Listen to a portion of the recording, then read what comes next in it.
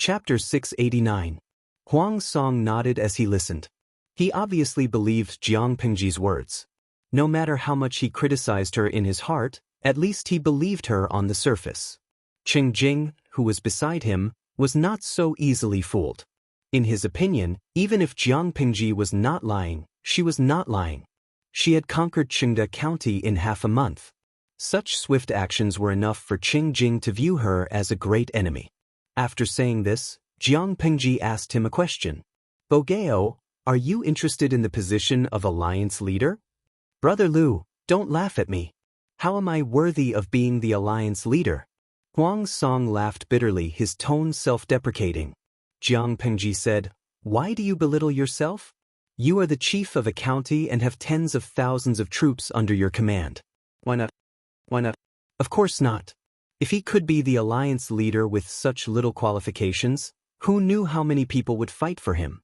Although Huang Song was ambitious, he could see reality and his own strength clearly. He did not have that kind of arrogance that was higher than the sky.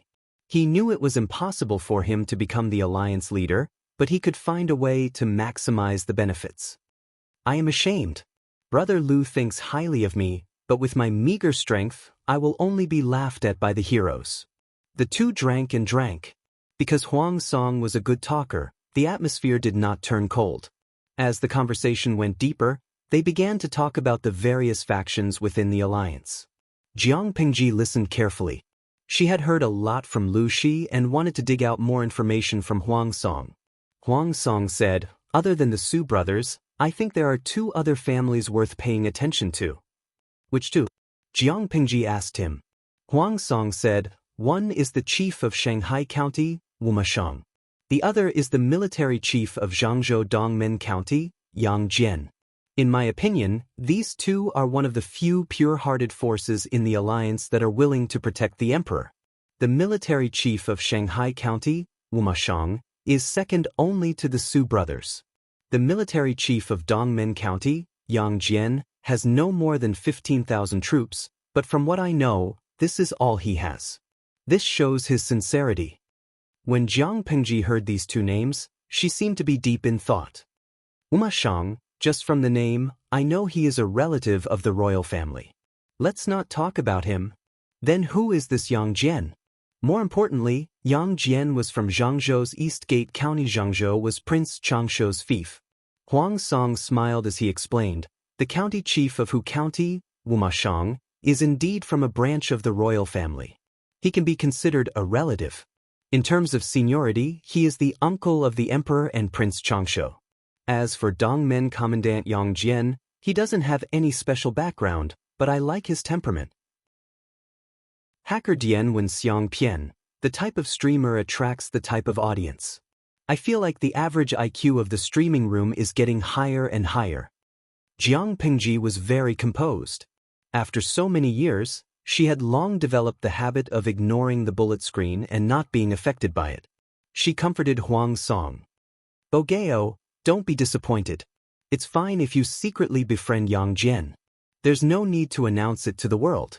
Wasn't there a saying that went, showing off your love will lead to a quick death? Huang Song didn't know whether to laugh or cry. Who would comfort someone like that? This person's choice of words was still so amusing. It made people laugh and cry. Words that were originally proper, but when they came out of this person's mouth, they always had a strange tint to them. Huang Song said that they wouldn't go home until they were drunk. Jiang Pingji didn't feel bad about it. Anyway, it wasn't her wine. It would be a waste not to drink it. In the end, the tent reeked of alcohol. Huang Song was already paralyzed on the ground like a puddle of mud. His face was burning red, and he was delirious. On the other hand, Jiang Pingji's wine jars were no less than Huang Song's. She still looked sober, but her eyes were shimmering with tears. Huang Song hugged the wine jars in a daze. He stammered, you still drink. Bogeo's alcohol tolerance isn't good. Tell him to drink less in the future. Although the war hasn't started yet, this is still an important military camp. He should remain sober at all times. He shouldn't drink too much to prevent it from affecting his sanity. Jiang Pingji glanced at Qing Jing, whose expression was normal and unchanging. she said in a lazy tone. Look at how drunk he is. I'll send someone to send him back. What do you think, teacher? Looking at Qing Jing's stature, Jiang Pingji really doubted that he could successfully drag Huang Song back. Qing Jing bowed with his hands in front of his chest. Thank you for your kindness, District Magistrate Liu. I thank you on behalf of my lord. Bogeo and I are good friends. You don't have to be so polite. When she finished speaking, she shouted for the soldiers to support Huang Song and send him back to his own tent. She got up and sent Huang Song and Qing Jing out of the tent. She looked at the few figures in the distance and frowned. Chapter 690. Before he even got close, he could smell the strong scent of alcohol on Jiang Pingji. Why did my lord drink so much? She said, Huang Song is here. If I don't accept the wine that was delivered to my doorstep, wouldn't it be a great loss? Feng Zhen nodded and didn't dwell on this topic. He didn't come to listen to his lord talk about how he had taken advantage of her. My lord, you should quickly go to the drill ground. Han Mei has gotten into an argument with someone. Got into an argument with someone? She knew every word of this sentence, but when put together, she couldn't understand it. Han Mei has such a good temper, why would he get into an argument with someone for no reason? And it even went to the drill ground? Li Yun was known as a little angel. When they heard that he had gotten into an argument, many people's first reaction was that the other party had a nasty mouth and was the one who provoked him first. Although Jiang Pingji wasn't blind, she was still biased towards her own people. Li Yun was the group's favorite. He was equally good-looking as Wei Ci. If Jiang Pingji wasn't biased towards her own people, would she be biased towards outsiders who bullied them? Feng Zhen didn't seem to be anxious. Obviously, this matter wasn't serious. This can't be explained in a short time. My lord, let's talk as we walk. Feng Zhen was afraid that Li Yun would be at a disadvantage, so he hurried over to ask for help. His lord's combat ability was off the charts. How could ordinary people fight against her? At that moment, Feng Zhen completely forgot that his lord was a girl. When he finally realized it, his expression was a little conflicted. It wasn't that he didn't want to remember his lord's gender, but his lord's actions were too manly. It was too much of an act. Jiang Pingji didn't say much and said, "Lead the way." The camp hadn't been set up yet, and she didn't have a drill ground here. The drill ground that Feng Zhen mentioned was in the camp of another power. Along the way, Jiang Pingji saw that the tents were arranged neatly. The soldiers looked imposing and had the aura of a valiant army. She swept her gaze across and frowned slightly. These people are from the south, right? Look at them, they seem to be good swimmers. Feng Zhen was already familiar with Jiang Pingji's observation skills, so he wasn't surprised. My lord is wise. This is the camp of the military chief of Zhangzhou's Dongmen County. These people are all elite soldiers who are proficient in land and water. I heard that this person has 10,000 elites under him, and they are all able to fight in the waves. Once he's in the water, he'll be able to take on 10 opponents at once. When Jiang Pingji heard this, she stopped in her tracks and turned her head to look at Feng Zhen. Don't you know that Yang Jian is being ostracized? Feng Zhen smiled. Becoming enemies is not becoming friends. Outsiders can't find fault with it. Jiang Pingji had some suspicions. Could it be that Feng Zhen had purposely asked Li Yun to scam him? Otherwise, how could it be such a coincidence that they had a conflict with Yang Jian's people? Feng Zhen understood Jiang Pingji's expression and said righteously, My lord, there are very few people in this world who are as open and aboveboard as I am. Why would I deliberately set up a trap to frame others? Even if I had such intentions, I wouldn't have chosen Han Mei. That brat lacked a heart and wasn't suited for this kind of heart-wrenching work. This time, it was truly a coincidence. If my lord doesn't believe me, I have nothing to say. Who would believe it? Jiang Pingji whispered to him. I can't believe everything you say, but I can't ignore it either. Tell me, what are you planning? Feng Zhen shamelessly agreed, not feeling the slightest bit ashamed. My lord is participating in the alliance meeting for business and for talents. Business has yet to materialize, but talents should be put on the agenda. Jiang Pingji said, Then tell me, who have you taken a fancy to? Yang Jian has a centurion under his command. His appearance is a little ugly, a little unique, but his appearance isn't a problem. What's more important is that he's an excellent swimmer. I secretly watched him train his troops and discovered that he has a lot of ideas and is quick-witted. His training methods are different from ordinary people and can't be considered mainstream, plus, his appearance isn't good, so he hasn't been put in an important position. Feng Zhen tucked his hands into his sleeves. He was so cold that he wanted to shiver, but he still held on. Seeing this, Jiang Pingji tossed her hot water bottle to him to warm his hands.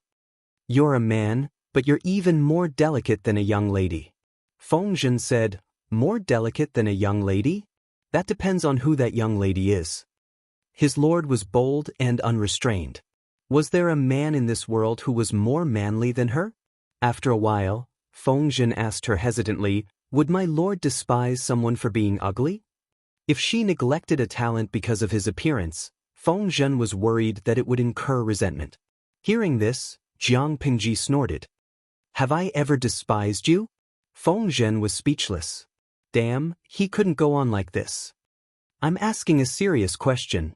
If my lord doesn't despise that person's ugly appearance, I'll find him for you."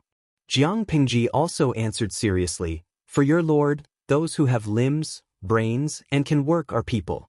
Can being good-looking be used to make a living? As for those who are good-looking but are as mentally retarded as 3-year-olds, they're not even worthy of being a pretty face." Speaking of good-looking, who can be more pleasing to the eye than Zixiao? If you think that person is useful, you can try to get in touch with him. But you have to consider Yang Jian's opinion, lest you become enemies. For her, appearance had never been a plus. Good-looking people were pleasing to the eye, but if they weren't practical, she would reject them. Beauties who couldn't work and weren't as beautiful as Wei Ci were useless vases to her. They even took up space. With Jiang Pingji's affirmation, Feng Zhen calmed down and thought about how to abduct a talent. Jiang Pingji thought of a detail and asked Feng Zhen. "Although troop training isn't a secret, not everyone can watch it. How did you sneak into Yang Jian's camp?" If she couldn't sneak into Yang Jian's camp, how could she watch him train his troops? How could she discover talents? Feng Zhen casually said, "You know what it means to be a good friend." Jiang Pingji then remembered that Feng Zhen was also from Zhangzhou's Anshan County. Anshan County and Dongmen County bordered each other. Feng Zhen had no boundaries. Every day, he was either drinking in the tavern, gambling in the casino, hugging the courtesans in the brothel, or fooling around with his friends. Therefore, Feng Zhen had a wide variety of friends. It wasn't strange that he had a member of the Jian tribe among them. Jiang Pingji was speechless. Feng Zhen wasn't ashamed of it. Instead, he felt proud. He had friends all over the world. Was he afraid? Jiang Pingji crossed her arms. "That's a pity. Just now, Huang Song brought Qing Jing to visit." Qing Jing and Feng Zhen were friends. They got to know each other through Wei Ci. Although they hadn't met, they admired each other's talents and appreciated each other's talents. In more modern terms, they were pen pals. They hadn't met in person yet. Hearing Qing Jing's name, Feng Zhen's expression changed slightly. He said, "He won't run away. There's no hurry to meet him." As they spoke, the two arrived at the drill ground. The edge of the drill ground was surrounded by 3 layers of people. Shouts and shouts could be heard from the crowd, their voices like thunder. "General, defeat him. General is mighty." Chapter 691. Jiang Pingji was about to squeeze in, but Feng Zhen was already one step ahead of her. He laboriously used his small body to clear a path. "My lord is different from others. How can you allow your precious body to clash with a commoner?" Although Feng Zhen was talkative, he took Yang Xi's words to heart. "What precious body? It's just a body made up of flesh and bones. Your lord isn't made of glass. It won't break so easily." Jiang Pingji understood his good intentions, but it was really unnecessary. She was willing to reveal her identity and gender, not to get special treatment. You and Jing Rong should also talk about it. There's no need to be so careful. It's uncomfortable. Just do as usual. Feng Zhen lowered his eyes and agreed, still using his body to shield her from the others. Only then did he have the extra energy to pay attention to the drill ground. There were two familiar faces on the drill ground. One was Li Yun, the other was Dian Yen. Jiang Pingji frowned. Why was Dian Yen here? Was this related to Dian Yen? Feng Zhen said, "My lord, you might not believe me when I say this, but they were the ones who tried to poach me first." Jiang Pingji was speechless. Feng Zhen explained the whole story. Dian Yen was a good student who was eager to learn. Ever since he joined Jiang Pingji's loving group, he felt the disparity between him and the others. From martial arts to knowledge, he seemed to be seriously biased towards other subjects. On one hand, he studied humbly, and on the other hand, he did not neglect his martial arts. According to his usual practice, he should have practiced martial arts for 2 hours. However, the drill ground had not been cleaned up yet, so he found a secluded place to practice martial arts. He did not expect to be seen by outsiders. That person was one of Yang Jian's subordinates, and he valued talents as much as his life. He felt that Dian Yen was tall and valiant, and seeing that he was wearing a shabby hemp garment with patches on it, he thought that he was a useless soldier. Naturally, he had the idea of recruiting him. Yang Jian's troops were good at fighting on the water. They weren't bad at fighting on land, but that was still their weakness. If Dian Yen joined, it would be like adding wings to a tiger. He had just expressed his intentions when Li Yun, the honest child, came. When that person saw Li Yun's face, it was as if he had suffered a great shock. Without saying anything further, he started to fight. Cat pancakes? Li Yun knew the severity of the situation. This was where the Alliance army was stationed. If he killed anyone, it might cause trouble for his lord. Angel Han Mei's marksmanship was outstanding. Even Jiang Pingji had to take him seriously. Even if he only defended and did not attack, he could still firmly suppress his opponent. The two of them had different mentalities. Li Yun was as calm as water, without any ripples, while his opponent became more anxious and irritable, full of openings. Li Yun found an opportunity and knocked his opponent's weapon away. He pierced the man's armpit with his long spear and tied his hands behind his back. At that moment, the man's personal guards had also called for reinforcements. The one leading them was none other than the commandant of Dongmen Prefecture, Yang Jian. As soon as he saw Li Yun's face, even Yang Jian, who was already middle-aged, felt a moment of fear. He blurted, "What's your relationship with Xie Qian? Master's old enemy?" Li Yun's heart skipped a beat.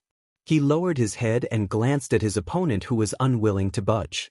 He pressed the center of gravity of the spear in his hand down and firmly restrained his opponent. "Xie Qian is my master." Yang Jian was a middle-aged man in his 40s. His body was strong and well-built, and his facial features were well-defined. His eyes were clear and bright, as if they were flowing with golden light. One look and you could tell that he was a righteous and awe-inspiring man. He was tall, and when he took a step, his stride was half the size of a normal person's. After listening to Li Yun's explanation, he asked, "You're not biological father and son?" Li Yun pursed his lips, his eyes fixed on Yang Jian. He had heard similar words from his lord's father, Lu Shi. Lu Shi had also said that he was Xie Qian's biological son. "Yun and my master are so similar?" Li Yun was curious. Yang Jian replied, "You and him are practically carved from the same mold. The resemblance is uncanny." It wasn't entirely accurate to say that they were identical. Xie Qian's appearance leaned towards being tough. Even though he was dressed in a scholarly robe, he still exuded the aura of a martial artist. Li Yun's appearance was more like a gentler version of Xie Qian. He was handsome without peer, gentle without losing his masculinity. It was more in line with the aesthetics of ordinary people. "You're familiar with my master?" Li Yun still didn't dare to let go of the man under his control. This fellow was still struggling on his deathbed. The eyes that looked at Li Yun were filled with malice. Li Yun had never met this person before, let alone become enemies. Hence, it was easy for him to guess who this resentment was directed at. "We could be considered friends in the past. We made friends through martial arts. No discord, no concord." Yang Jian laughed heartily, not minding Li Yun's impoliteness in the slightest. "We could be considered friends in the past?" In other words, they were now enemies and not friends? It was no wonder that Yang Jian's subordinates drew their weapons and started fighting the moment they saw him. If it wasn't for Li Yun's solid martial arts skills, he might have been severely injured in a single exchange. Yang Jian asked, "How are your parents? You're so young. Are they at ease letting you roam the world?" He couldn't detect any malice. This confused Li Yun. Did Yang Jian think that his parents were his master and his wife? Li Yun replied, "My master is already traveling around Zhongzhou. He said that he had important matters to attend to. His wife passed away during childbirth. She's no longer around." When Yang Jian heard this, his expression turned fearful. A man of steel like him actually revealed the melancholy of a young man. "She's already passed away?" Yang Jian sighed. His expression returned to normal. "Right, I haven't asked for your name. What is it?" "This junior's surname is Li. My given name is Yun. My courtesy name is Han Mei." Yang Jian didn't have any malice. Li Yun also gave him face and didn't embarrass him. "Li Yun?" Yang Jian was surprised. The surname wasn't right. Xie Qian's son didn't have the surname Xie. His gaze fell on the subordinate who was subdued by Li Yun. He felt rather embarrassed. It was one thing to fall in love with a goddess but lose to Xie Qian.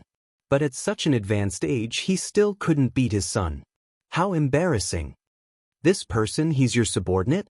Li Yun pursed his lips, indicating for Yang Jian to look at the person he had subdued. Yang Jian's face turned red. Coupled with his beautiful beard, if the audience in the streaming room saw him, they might think that he was cosplaying as Second Master Guan. "My subordinate has offended you. I apologize on his behalf." When he finished speaking, Yang Jian actually bowed with his hands clasped in front. His attitude was very sincere. Li Yun couldn't care less about the silver spear in his hand. He hurriedly let go and went forward to help the person up.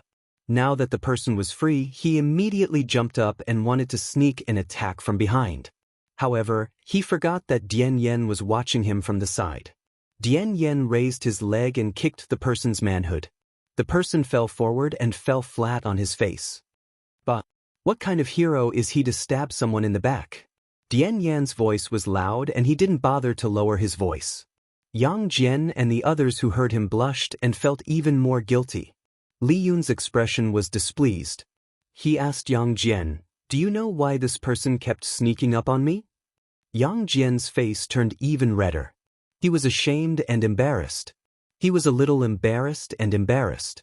He lowered his voice and explained, "He admired your mother's talent and fell in love with her at first sight. He didn't expect that your mother and father had already been married for a few months and that she was pregnant. Of course, he couldn't express his love rashly. In the end, his courtship failed and he was beaten up by your father.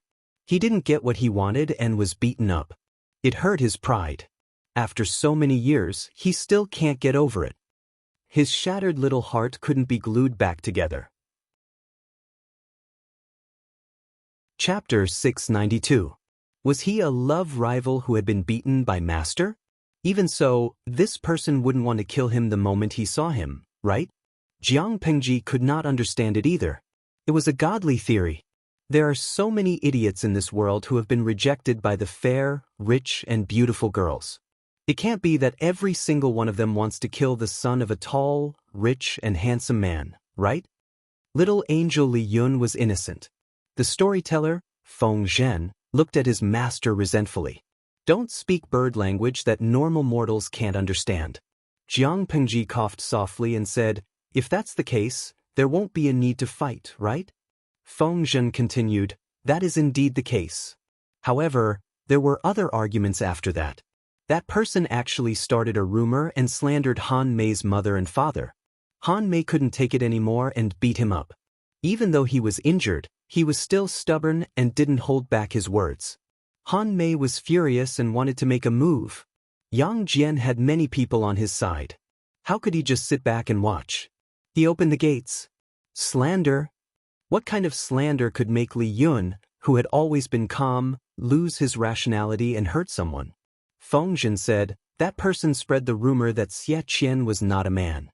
He actually pushed his wife to another man for the benefit of his family." Jiang Pengji asked, "What's going on?" Back then, Lu Shi had told her the story of Xie Qian and Wang Huyan. The husband and wife were a talented man and a beautiful woman. They were a match made in heaven. In layman's terms, this couple's public display of affection was so deranged that it made people want to raise a torch and burn them to ashes. Such a loving couple, how could there be a melodramatic plot where the man pushed the woman to another man? Moreover, Lu Shi had also said that Wang Huiyun had been replaced by someone else after giving birth to Li Yun. In other words, the Wang Huiyun after Li Yun's birth was just an impostor. Feng Zhen sighed, using words to reconstruct the scene. Yang Jian had originally wanted to be the peacemaker and cover up this incident. Little did he know that Xie Qian's wife's admirer wouldn't let it go. He had been taught a lesson by Li Yun, and his mouth was still stiff. He said unwillingly, "Where is that coward Xie Qian?" Li Yun was deeply in love with his master, Xie Qianru. Others could slander Li Yun, but they could never slander Xie Qianru. Say that again? Be careful or I'll cut off your tongue. My master is a dignified man with an indomitable spirit. How could he be a coward? The other party mocked, "How are you not a coward?" Yang Jian's eyebrows twitched. He hurriedly ordered the retainers behind him to retreat 20 paces. If Xie Qian wasn't a coward, why would he sell his wife for wealth? Li Yun's eyes widened in anger as he clenched the silver spear in his hand. Due to excessive force, his knuckles turned from white to blue. My master loved his wife deeply. Ever since she died in childbirth, he has never remarried. Not only that, they have to offer them fragrant fruits every day, and they have to abstain from eating for 3 days before and after the Memorial Day. The two of them are deeply in love with each other and can be regarded as role models. You despicable person, don't slander their innocence. Li Yun had an expression that said, "If you keep spouting nonsense, I'll stab you to death with my spear." The other party didn't back down and continued to mock him. Deep love? Died from dystocia? What a joke. More than 10 years ago, I met her by chance. She was alive and well. She told me that it was Xie Qian who had sold his wife for glory and forced her to give herself to another man. How could he do such an animal thing? You call him a man? Tell me, where is Xie Qian? Ask him to come out and confront me. Li Yun was stunned. The other party spoke with such conviction that it didn't seem like he was lying. However, he still defended his master. The little princess liked to defend him without thinking. If you don't like it, then fight. Ridiculous. My master is from the Xie family of Jiangning. Why would he need to sell his wife for glory? He didn't know Xie Qian's background. After all, his master didn't tell him about such a noble background. However, when they were in Xiangyang district, Lu Shi had mentioned it before, and Li Yun had always remembered it. The other party couldn't help but choke on his words. He almost couldn't respond. After a while, he said, "So what if he's from the Xie family of Jiangning? Wouldn't the Xie family of Jiangning be scum who would sell his wife for glory?" Yang Jian couldn't help but facepalm. Of course, the Xie family of Jiangning wouldn't be scum who would sell his wife for glory. In layman's terms, they were the second most powerful of the 4 noble families in Dongqing. Most of their clansmen were versed in both literature and martial arts. Xie Qian was the young leader of his generation. His status was high, and he even dared to look down on the emperor. Whether it was the emperor or Prince Changsho, who could make Xie Qian abandon his beloved wife and his dignity as a man to push his wife to another man. Moreover, when his subordinate met Wang Huiyun, news of Xie Qian's death had already been heard for 3 to 4 years. There was something fishy about this. Yang Jian had admonished this subordinate more than once, but this person just wouldn't turn back until he hit the wall. When his stubbornness flared up, he couldn't be stopped. "You're simply being unreasonable. If you slander my master again, I'll make sure your blood splatters 3 feet high." Li Yun was so angry that his cheeks turned red. His eyes were bloodshot, and his anger level was about to explode. Do you think I'm afraid of you? Even if Xie Qian came, I'd spit on him to death, let alone a young brat like you. Thus, this foul-mouthed person was taught a lesson by Li Yun. He pierced his left arm with a spear, creating a bloody hole. He wasn't crippled, but now that the alliance meeting was imminent, where would he find the time to let him recuperate? Li Yun's actions had indirectly caused the death of one of Yang Jian's generals. Yang Jian didn't say anything, but his subordinates weren't willing. Even if they weren't willing, Dian Yen wouldn't let Li Yun suffer. Thus, as the commotion continued, the commotion reached the drill ground. Honest and loyal Yi Buxiu. Hey, hey, hey. It's a one-on-one match between father and son. Whoever loses will call him father. Eloquent Zhou Zikai. Streamer, do you want to give it a try? You can have 8 or 10 sons for free. Jiang Pingji rarely challenged one person to a one-on-one match. Usually, it was a group of people attacking her, while she challenged a group of people. Seeing the audience in the streaming room egging her to challenge someone, she couldn't help but laugh. Streamer V. A match between father and son? If I had such a weak son, I'd be the first to kill my son's father. It'd be a waste of my genes. As soon as she posted the bullet screen, countless people followed suit. Dongguan Chao Dao Pao. This is the highest level of disdain I've ever heard. In the future, if anyone wants to dump the current one, just tell them directly, I don't despise you for having little money, no house, no job, no savings. It's just that your genes are weak. I'm afraid it'll affect the quality of my offspring. The streamer's words are still so vicious and unkind, but I like this type. Beautiful goddess. Hee, can I ask the streamer for one of your eggs to modify my offspring? I promise I'll only do it and not touch it. Lazy Catling. Sure, if you're not afraid that the streamer's knee will break your pelvic bone, just ask. Luo Peanut Candy. Haha, it's not just a pelvic bone, it's obviously a knee that breaks from the pelvic bone to the skull. It had to be said that Jiang Pingji's words were unkind. Her frequent audience members were also sharp-tongued. When the forest was big, there were all kinds of birds. When the streaming room was big, there were all kinds of scum. Jiang Pingji never read those dirty words. Occasionally, there were some discordant comments, but they were instantly drowned by the idle audience's bullet screen. Chapter 693. Zuo Shachang Ju Nemo Shao. Who's the one fighting with little angel Hanmei? He's so ugly, it's a disgrace to the city. Chui Yu Buxiu. How is it a disgrace to the city? It's obviously a handsome, mature uncle. Look at that muscular body, that beautiful complexion, even the movement of his Adam's apple is so sexy. Those who say he's an eyesore and a disgrace to the city, tell me your house address and I'll send you a razor blade. Those who dared to go topless in the middle of winter were all real men. Jiang Pingji similarly shifted her gaze to Li Yun's opponent. Feng Zhen, who was beside her, said, That's Yang Jian. That's Yang Jian. I heard others call him the handsome bearded duke, praising his beard for being long and beautiful.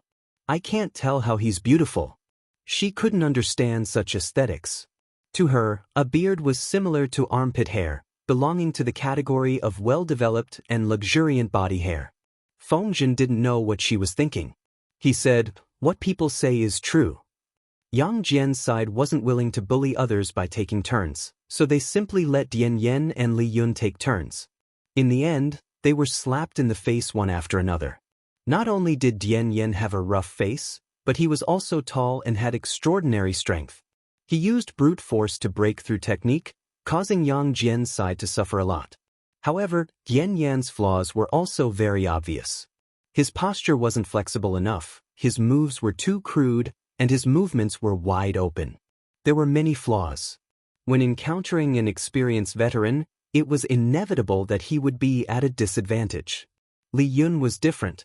Xie Qian taught him step by step, and he was extremely talented and hardworking. For more than 20 years, he trained hard day and night and finally mastered exquisite spear techniques. His martial arts skills far surpassed those of others. If not for his lack of age and experience, it would be difficult for anyone present to make him suffer. He and Dian Yen joined forces and caused Yang Jian's side to lose a lot of face. Yang Jian originally wanted to watch from the sidelines and let them resolve their grievances, but he couldn't sit still. He had to personally take action to regain some face. Otherwise, if word got out that Yang Jian's subordinates were all weaklings who had been defeated by 2 young men, he wouldn't be able to keep his face. The morale of his troops would be even lower. It was the middle of winter, but Yang Jian didn't feel the cold at all. He took off his shirt, revealing his strong and muscular upper body. His chest and back were full of intersecting old wounds, some of which were fatal. Just by looking at them, one could imagine a near-death experience. Commandant Yang, sorry for the offense. Li Yun cupped his fists in a salute and kept his distracting thoughts to focus on dealing with the situation. He did not even notice that his lord was surrounded by the crowd. Yang Jian appeared to be very calm, without a trace of aggression. However, Li Yun did not dare to let his guard down. I admire young people like you the most. You have the guts to charge in and take risks. That's good. You don't have to worry about my age, just do your best. You said that your spear techniques were taught by your master, then let me see how much of Xie Qian's abilities you have learned. This isn't a life and death situation. Don't overdo it. Li Yun used his spear while Yang Jian used his broadsword.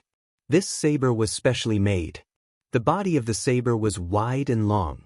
The edge of the saber was incomparably sharp and flashed with a cold white light. As the saying goes, the longer one is, the stronger one is. In terms of weapons alone, Li Yun had a definite advantage. However, the moment they clashed, Jiang Pingji could already see the outcome. She clicked her tongue and said, Han Mei has met his match this time.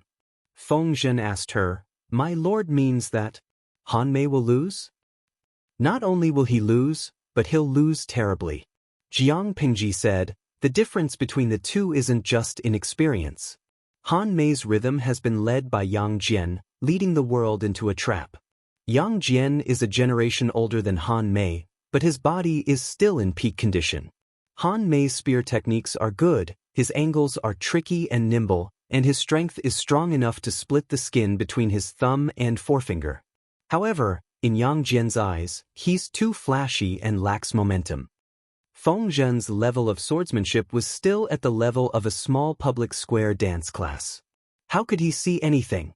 He only felt that Li Yun's speed was faster than Yang Jian's, and his weapon was longer, so he definitely had an advantage. Jiang Pingji read his expression and asked him, do you really think Yang Jian's speed is slow? Just as she finished speaking, Yang Jian, who seemed to be suppressed, suddenly made a counterattack. Not only did he avoid Li Yun's spear, but he also used the handle of his saber to hit Li Yun's wrist, causing the spear to fall out of his hand. At the same time, he used the back of his saber to press against Li Yun's neck. His lightning-fast speed and terrifying strength could be retracted and released at will, stopping at will. It made one's emotions fluctuate violently. No matter how fast you are, if you can't subdue or kill your enemy, it's just a flashy performance. Yang Jian seemed to be suppressed, but he was actually looking for Han Mei's weakness. He doesn't need to be fast, he just needs to ensure that he kills Han Mei faster than Han Mei can dodge, and he'll win. On the other end, Li Yun was also frightened to the point of breaking out in a cold sweat. Even though Yang Jian didn't use any killing intent, Li Yun felt as if the King of Hell's judgment pen had swept across his throat. If Yang Jian wanted to, Li Yun's head would fall to the ground and he would lose his life on the spot. Thank you for your guidance, County Military Chief Yang. Yang Jian put away his saber and returned it to its sheath. He said gently, it's not a bad thing to be young and full of vigor. Hard work is the right path. I can beat you because I'm bullying you. I've eaten more than you by more than 10 years. In short, your martial arts skills are much better than my useless son's. He's still useless, but you're already a valiant general. I'm so envious that Xie Qian's son is so promising. I really can't compare. The fight just now was more like a lesson than a one-on-one fight. Li Yun was the one being taught a lesson. Li Yun was ashamed. After calming down, he realized that he and Yan Yan had indeed gone overboard by humiliating the other party. Personal grudges should not be dragged into official matters and affect the relationship between the two powers. Han Mei. As he was thinking, a familiar voice called out from the crowd. His scalp went numb and he looked over in disbelief. Greetings, my lord. He and Yan Yan immediately bowed, their hearts filled with guilt. Who called the lord here? Rise. As she finished speaking, she turned her gaze to the bearded duke, Yang Jian. I am the district magistrate of Xiangyang district. Greetings, County Military Chief Yang. Feng Zhen secretly moved closer to Li Yun and Dian Yen, smiling maliciously. I was afraid that you'd be at a disadvantage, so I called the Lord here. Li Yun and Dian Yen threw him a look that said, "You brat, you're trying to get me killed."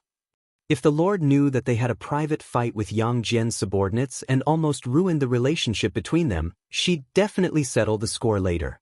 Yang Jian looked at Jiang Pingji and said, "So you're Lu Zhongqing's son.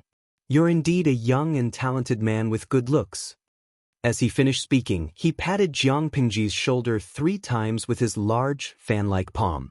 It was originally a test, but the strength of the first pat was restrained.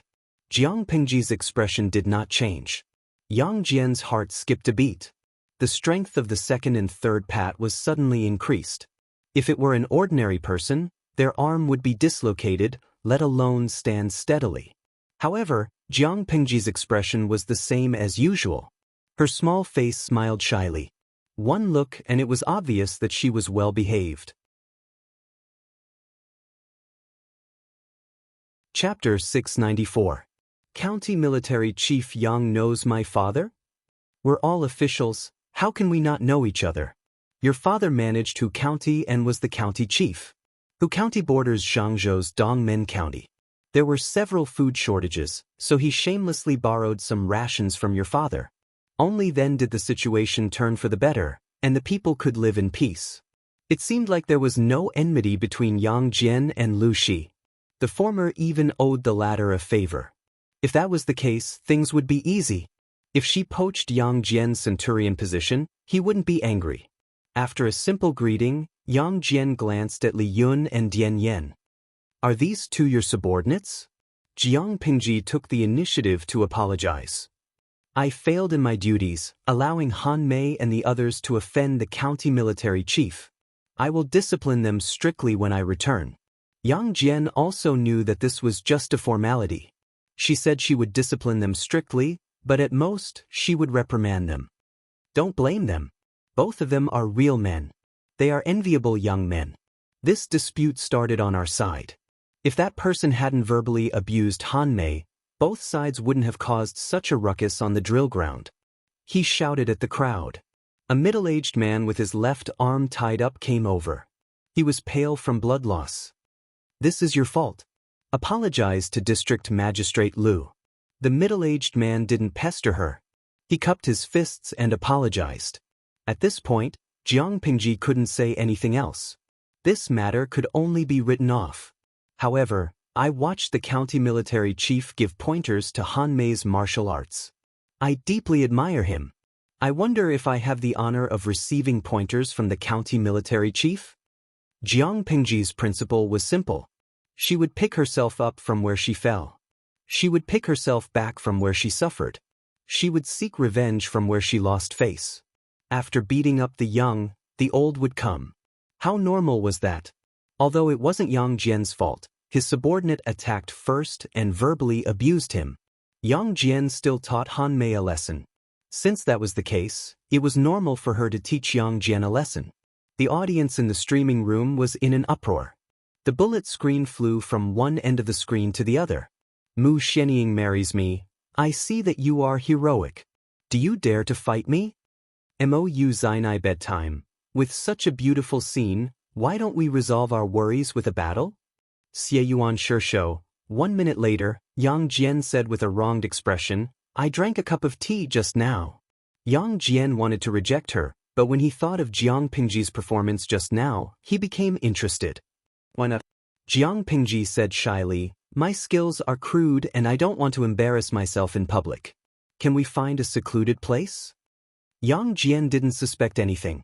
A young man's pride needed to be protected.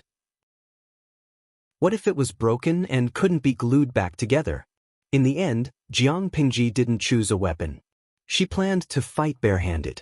Naturally, Yang Jian couldn't take advantage of her. However, he soon realized that this was a huge mistake.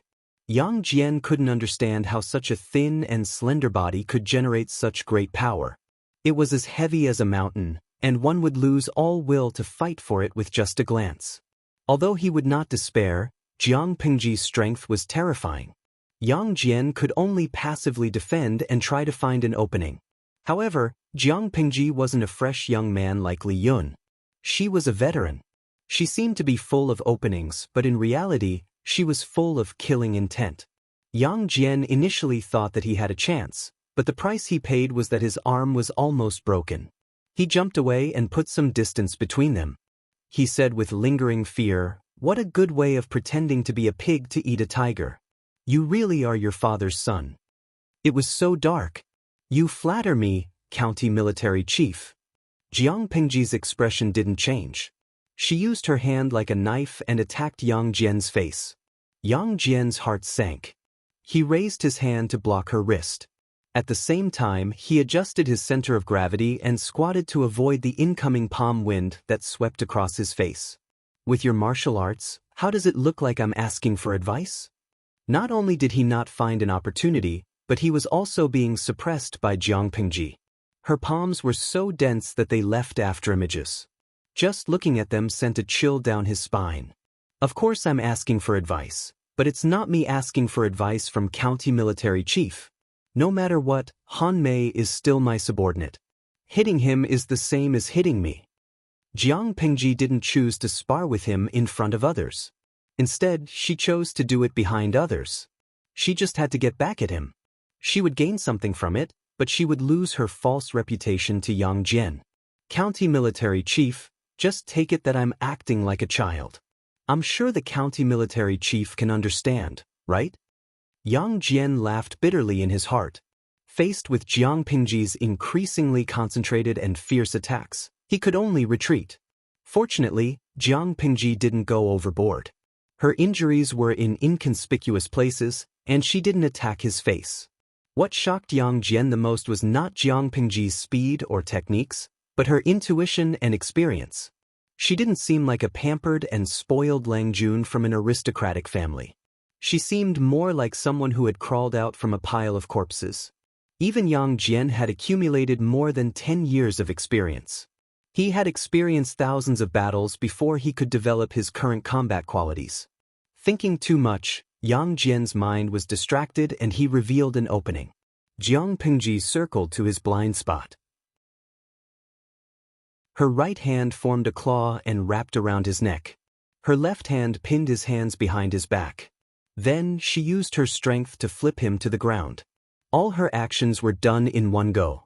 By the time Yang Jian reacted, the situation was already over.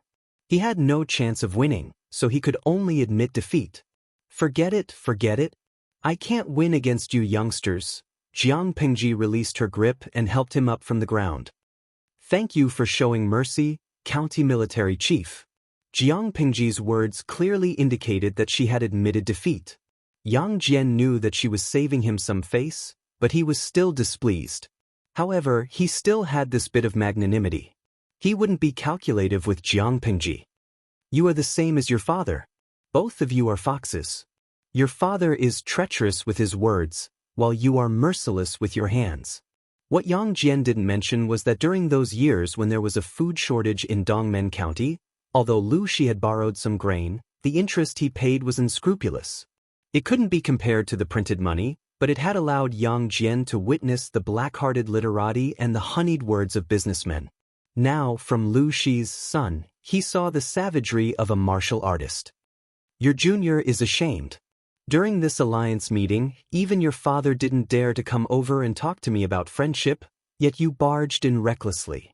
Fortunately, on the surface, we are still on bad terms, so it won't affect you much. During the alliance meeting, try to restrain yourselves. Don't let the two families get too close, so as not to affect you and your father." Yang Jian was able to become the county military chief, not only because of his background and talent, but also because of Prince Changshuo's promotion. In other words, from the perspective of outsiders, he was on Prince Changshuo's side. Now that he had joined the alliance meeting, he couldn't be friends. Jiang Pingji didn't pretend to decline, she agreed without hesitation. "Oh yes, I have something to ask the county military chief in private." Yang Jian asked, "What is it?" "How long have you known my father and Han Mei's father, Xie Qian?" Yang Jian and Lu Shi's interactions were mostly on official occasions. His relationship with Xie Qian was more personal. "We've known each other since we were young. Why are you asking? Jiang Pengji crossed her arms in front of her chest. Her expression was thought-provoking. There were some things that she wanted to verify further. Although Qiguan Rang had already gotten the answer from Wei Yuan, Jiang Pengji still wanted to investigate further. However, it wasn't a good time to ask. Chapter 695. According to you, the conflict between Han Mei and your subordinates was initially because your subordinates mistook Han Mei for Xie Qian? Yang Jian admitted shamefully and vaguely explained the reason. Jiang Pengji said bluntly, "But I heard from my father that Aunt Xie had died from a hemorrhage." Yang Jian said seriously, "How could a junior like you understand the grudges between elders?"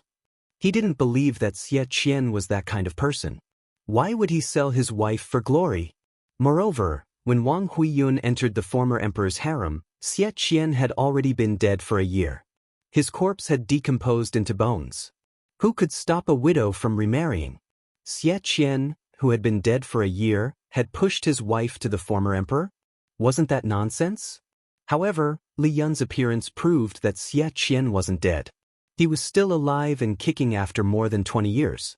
Jiang Pengji said, "I used to hear my wet nurse tell bedtime stories. She said that there are lonely souls and wild ghosts with no one to rely on. Their hearts are filled with hostility and they are jealous of the living. They linger in the bustling world, so they often lurk around people who are about to die. Before they die, they seize their bodies and escape back to the world of the living." This story isn't realistic, but both Buddhism and Taoism believe that people have souls. What do you think, County Military Chief? Yang Jian was dumbfounded. This is just an absurd demonic story. It is indeed just a story, but have you heard about Aunt Xie before she gave birth? How did the world evaluate her? From what I know, she and my mother are known as the twin beauties of Langya. They are both talented and beautiful. She is one of the most beautiful women in the world. She has an eidetic memory. She can even recite the classics and history books fluently. Jiang Pengji knew about Wang Huiyun partly from her own investigation and partly from Lu Shi. Such an intelligent woman. If Xie Qian really had evil intentions, do you think she would obey her husband or seek help from her family? The Xie family of Gongning is indeed scary, but do you think the Wang family of Langya is useless? Wang Huiyun was the most outstanding noble lady in the Wang family of Langya. She was their pride and the face they displayed to the outside world. In the end, the daughter of the Wang family first gave herself to the ruthless former emperor, then climbed into his bed, and finally conspired with Prince Changsho? She had already laid her hands on all three royal brothers. Didn't she think her taste was too strong? Even if Xie Qian was shameless and Wang Huiyun threw caution to the wind, the Wang family of Langya could not sit back and do nothing. A person's temperament wouldn't change for no reason. Auntie Xie didn't suffer any setbacks. She only gave birth to a child. The midwife said that she had a hemorrhage after giving birth and there was nothing she could do. In the end, he didn't die. It was just that when he woke up, his personality changed drastically. Xie Qian suspected that there was a demon behind him, but he didn't expect that the other party would find out and kill him in secret. I learned all these details from my father. Yang Jian furrowed his brows. According to Jiang Pengji's explanation, apart from the additional element of fantasy, the logic actually made sense. Why are you telling me this? Jiang Pengji's gaze sharpened. Han Mei respects his master very much and loves his mistress, whom he has never met. Because Xie Qian did not say it clearly, Han Mei did not dare to confirm Xie Qian's blood relationship with him just based on the words of this junior's father. However, a master was a master after all. A master for a day was a father for life. There was no difference. No matter what the truth of this matter was, Xie Qian and Wang Huiyun's reputation was already in shambles. Han Mei would not be happy. This junior's words are insignificant and cannot help Han Mei with anything. I'm telling this to the county chief. I only hope that before the truth comes to light or before you seek confirmation from Xie Qian, you will first control your subordinates' mouths. Don't make wild guesses. Only one's own children could be beaten up. It was fine if outsiders came to make noise, but they also bullied others. This was not allowed. Yang Jian understood. He didn't mind Jiang Pingji's lack of manners. The two left the secluded area. Li Yun and the others, as well as Yang Jian's subordinates, were waiting anxiously outside. Seeing the two of them appear, everyone came forward to welcome them. "Let's go back. We'll seek guidance from the county chief another day." Jiang Pingji's face did not show any joy. She wasn't exactly sad, but she was very disappointed. She must have suffered a setback. On the way back, Li Yun and Dian Yen followed behind obediently. They hung their heads. One big and one small, they looked like two children who had done something wrong. "The matter has been resolved. In the future, avoid contact with County Chief Yang's people." Yang Jian had already spoken, so Jiang Pingji would not cause trouble for herself. "Yes, I will obey my lord's orders." Feng Zhen felt the tension in the air and coughed twice. "My lord, I've already tested that person." After some hesitation, he agreed. Jiang Pingji was speechless. Speaking of which, she had just witnessed Yang Jian teaching Li Yun a lesson. Then she pulled Yang Jian aside to teach him a lesson. How long had it been? How did Feng Zhen successfully hook up with his target and even persuade him to jump ship? Jiang Pingji also admired Feng Zhen. She lowered her voice. "Your lord is still trapped in Wanzhou.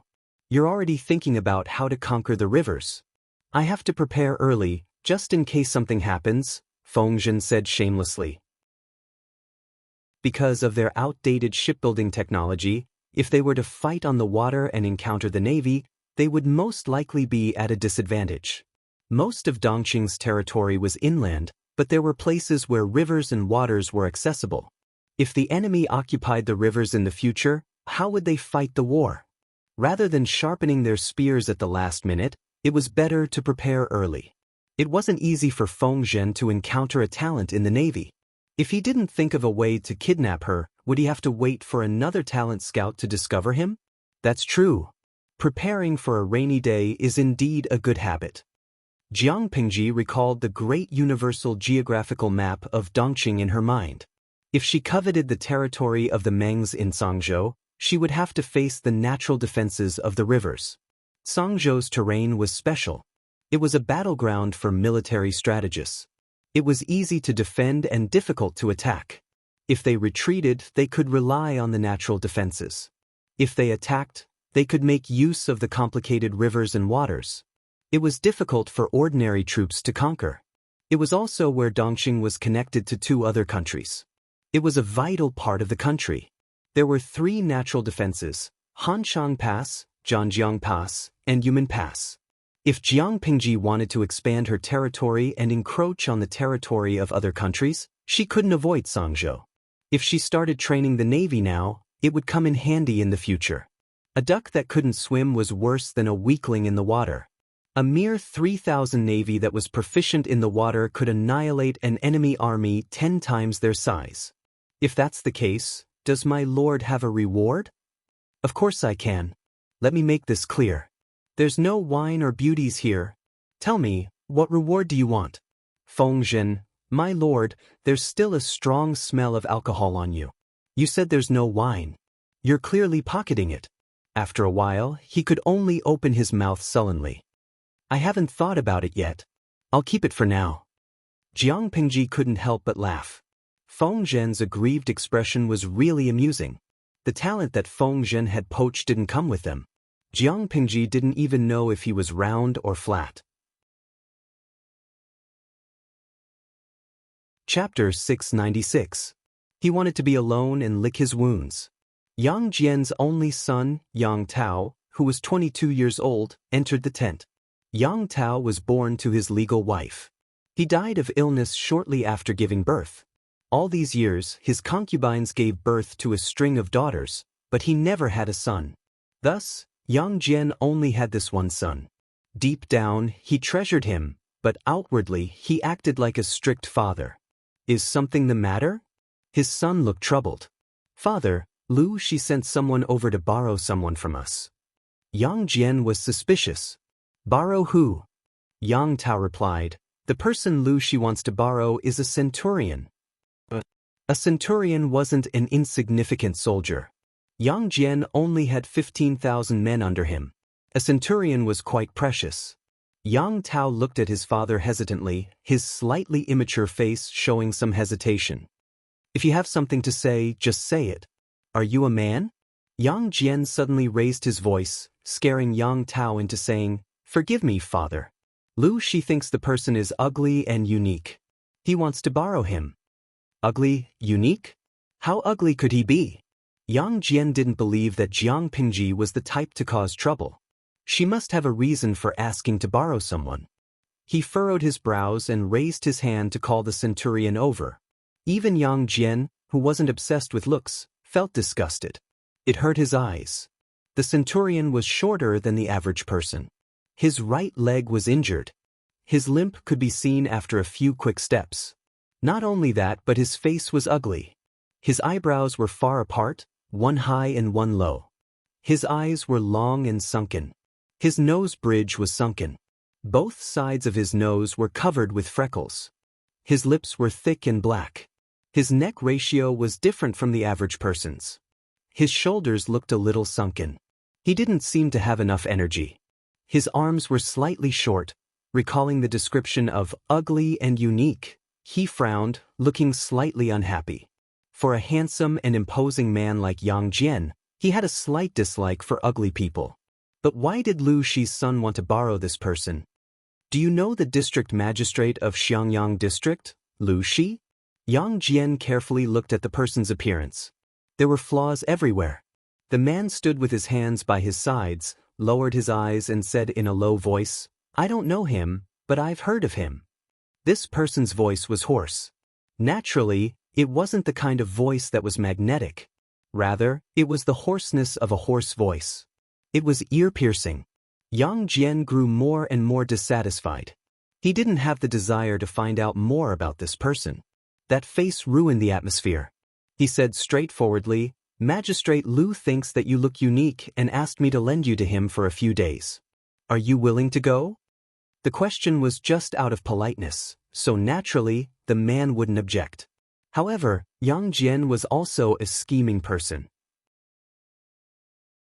Unknowingly, he had drawn a wave of hatred towards Jiang Pingji. This lowly one is willing. Then go ahead. Don't neglect Magistrate Lu. Yang Jian sent the man away. Yang Tao watched quietly, a look of distress on his face. He wanted to speak a few times, but Yang Jian asked him about his studies and martial arts. Yang Tao could only swallow the words that were on the tip of his tongue. After dealing with Yang Jian with much difficulty, Yang Tao returned to his tent gloomily. Not long after, a young scholar of similar age came in. The young scholar looked at Yang Tao, amused. "What's wrong? Why are you so gloomy?" His eyes were like a clear spring, containing an enchanting depth and wisdom. His entire body was surrounded by a refined and scholarly aura. Yang Tao raised his head and looked at his friend with some lingering fear. After a while, he lowered his head again, mentally preparing himself for a long time. There's something. I'll say it. Don't be angry. Yang Tao's expression was one of ingratiation. What is it? The young man was as gentle as ever. Didn't you previously think highly of a centurion who was in charge of training the troops? Yang Tao stammered. Yes, I remember. What happened to this person? He was borrowed by someone else. After Yang Tao finished speaking, he shrunk his neck. He didn't hear anything else for a long time. He quietly opened his eyes and saw that his friend was still maintaining his upright posture. He wasn't angry, but his expression that seemed to be smiling yet not smiling had disappeared. In its place was a solemn expression that was like water. He was borrowed? Who borrowed him? The young man asked. Yang Tao said, Xiangyang District Magistrate Lu. She said that the person was uniquely ugly and wanted to borrow him to take a look. The young man's lips curled into a cold smile. He threw the scroll in his hand to the ground. Although it didn't make much noise, his imposing manner was suffocating. Borrow? I'm afraid he'll never return what he borrowed. Yang Tao sat obediently on the spot, looking like an obedient student waiting to be judged. The young man didn't know whether to laugh or cry. Tell me the details of that time in detail. Yang Tao didn't dare to hide anything. He babbled on and on, not missing the change in his father's expression. Uncle, Did you mention the reason why Lu Shi borrowed him? The young man asked him. Yes. The young man murmured, Heh, I hope this will be a thorn in his heart and he won't side with Lu Shi. Yang Tao asked doubtfully, I really don't know why Lu Shi borrowed this person? Just because he's ugly? The young man resisted the urge to facepalm. Lu Shi didn't want to see how ugly a person was. He clearly wanted to train the navy. Train the navy? Yang Tao was shocked. He immediately asked cautiously, Why did Lu Shi train the navy? The young man asked in return, Then why do you think Lu Shi borrowed this person? Was it really because the other party was uniquely ugly? Such a reason could only coax a 3-year-old child. It couldn't coax him. If he really wanted to train the navy, then wouldn't this person's ambition be? Maybe you're overthinking. After all, no matter how one looked at it, the young man's speculation was too shocking. Lu Shi's territory was located in the north of Dongqing. Most of it was basins and hills. There weren't many river routes and there weren't any large-scale naval battles. What was the difference between training the navy and drawing water with a sieve? The young man didn't think so. The Lu father and son are low-key, so most people ignore them. If you pay close attention, it's not difficult to discover their ambition. At this time, they want a talent to train the navy from us. Their ambition is obvious. Yang Tao said in distress, Even if what you said is true, Lu Shi can still think of other ways if he doesn't borrow from us. The young man looked at Yang Tao with pity, as if he was looking at a retard. The crux of the problem wasn't how ambitious Lu Shi was, but that they had been poached by someone else. Perhaps Lu Shi was addicted to poaching and would keep an eye on them next time. Yang Jian's family business wasn't big. If it was handed over to the innocent Yang Tao, he wouldn't even know it when someone else poached him. Having such a childhood sweetheart, he was also mentally exhausted. Yang Tao also realized that he had said the wrong thing. He asked him in a low voice, Why don't I think of a way to get him back? The young man's eyes were filled with even more despair. How could his good friend make such a stupid suggestion? Get him back? If Yang Tao dared to go after him, Yang Jian would be the first to break his leg. Forget it, forget it. He's just a talent. There are many people in our army who are proficient in naval battles. It's not a pity to lose him.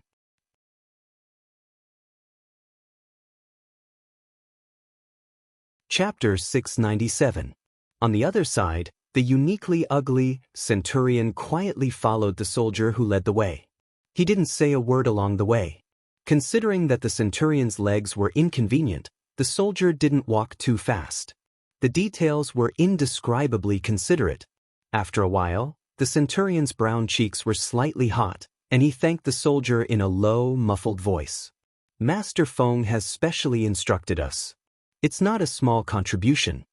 The soldier replied in a businesslike manner. During winter, one should walk faster so that the body could generate heat from the inside out and resist the cold. However, in order to match the centurion's pace, the few soldiers who led the way didn't dare to complain. They endured the cold and sent him out of the tent. They lowered their heads and lowered their hands. Go in. The Lord and Master are already waiting for you inside. Don't let them wait too long. Thank you very much.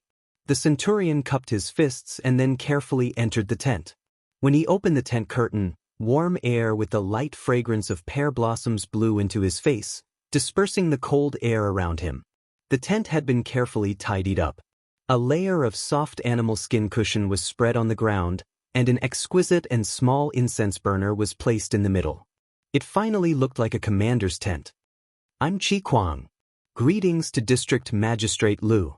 The centurion's legs were inconvenient, so his salute wasn't as neat as a normal person's, but it could be seen that his attitude was serious and not perfunctory. There were two people in the tent. A young man sat upright on the seat of honor. He looked a few years younger than Yang Tao, and his eyes were full of vigor. The other person was the scholar, Feng Zhen, who had tried to rope him in. Compared to Jiang Pingji's neat sitting posture, Feng Zhen seemed a little weak and boneless. He leaned against the table as if he had no bones.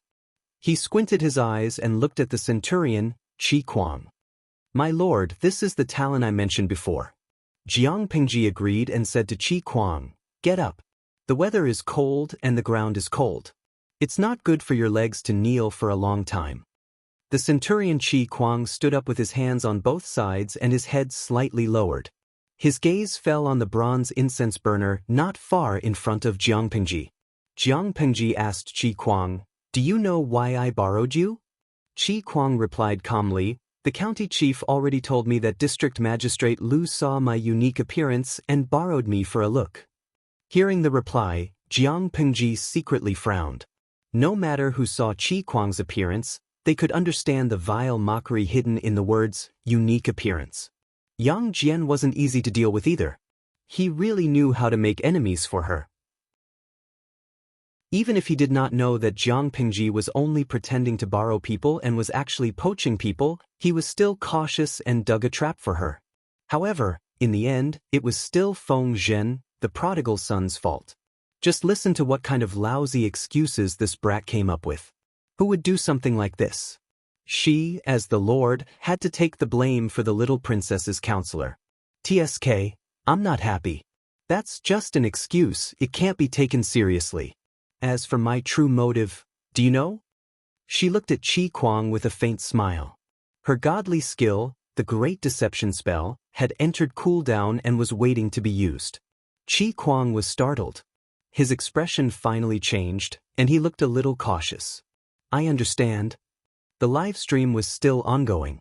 The audience in the live stream room knew that Jiang Pingji was going to recruit new employees again, so they stayed there and refused to leave. According to their understanding of Jiang Pingji, this lord had a problem with appearance. The people she recruited were either young or extremely handsome men. Even if they were old, they were still old handsome men. Even if they were not handsome, they were talented people with outstanding temperament. They wouldn't be ugly if they were dressed up a little. In short, appearance was very important. However, reality was cruel. Their passion was met with an unprecedented attack, and their hearts were broken. Lining Dianding Wei Zixiao, streamer, I know it's wrong to be a rooster, but I still have to say that after rounding up Qi Kuang's appearance, he is still a long way from passing the standard.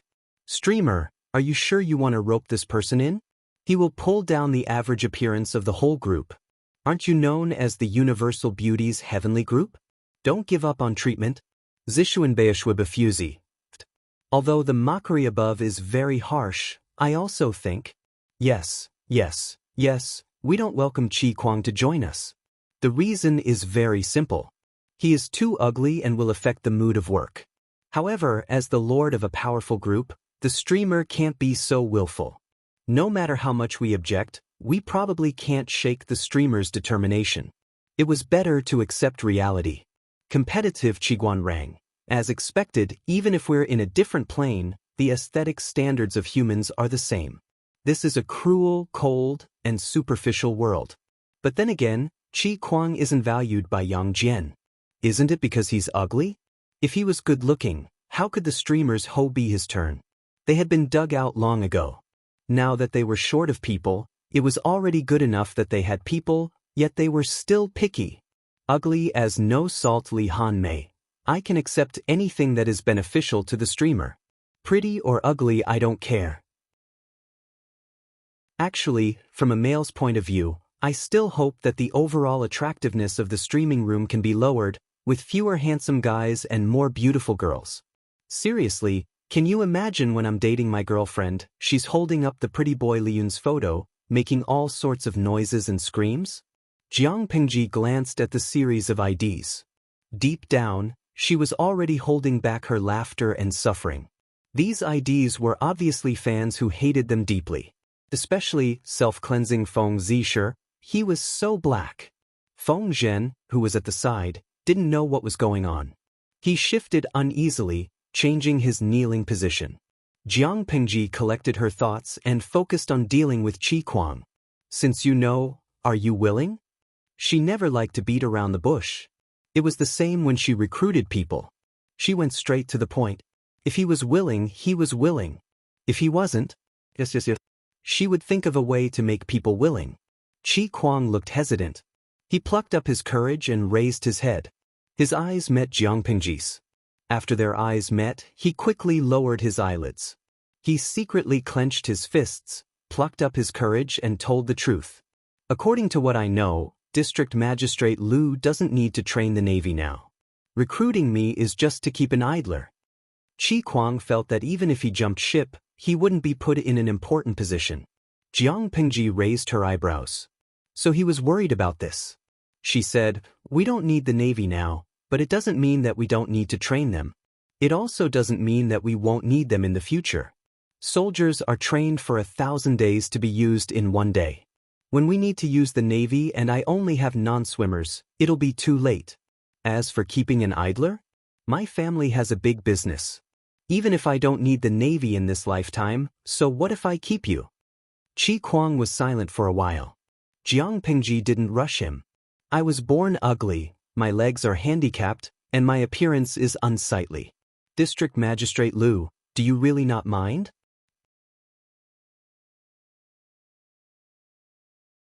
Chapter 698.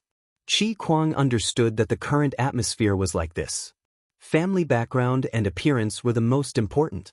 If one wanted to become an official, one's family background was the most important, followed by appearance. Ability, conduct, and talent were the last. Big bosses were obsessed with appearance. Qi Kuang was capable but not good-looking. He had worked hard for many years to climb to the position of centurion. Jiang Pingji heard this and asked Qi Kuang in surprise. "I recruited you because of your talent, ability, and loyalty. Does it have anything to do with your appearance?"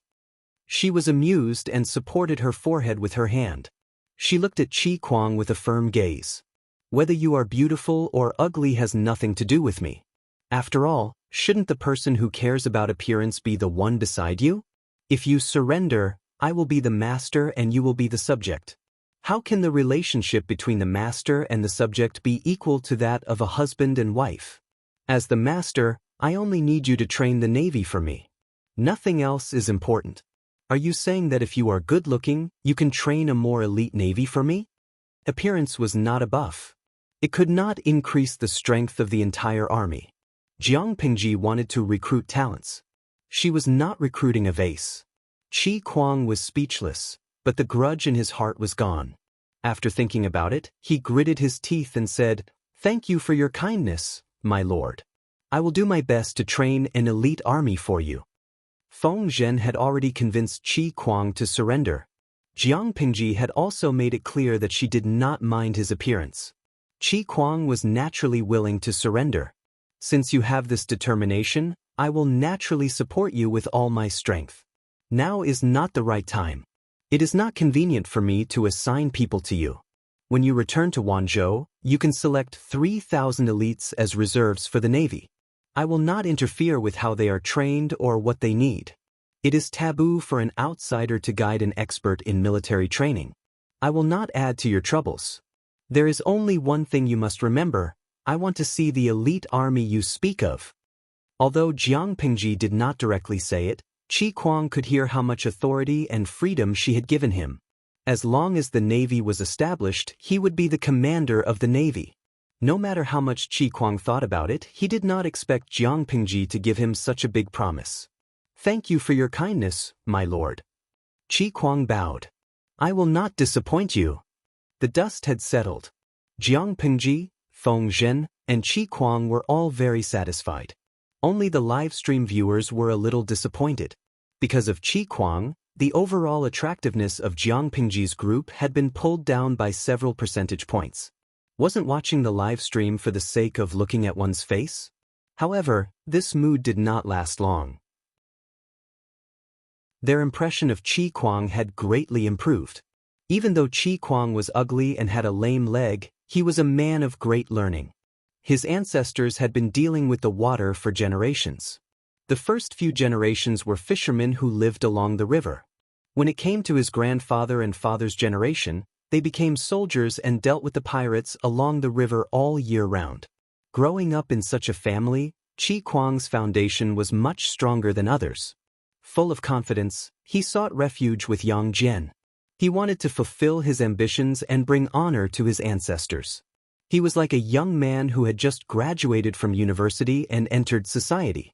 His chest was full of passion, but he had hit a wall in the face of reality.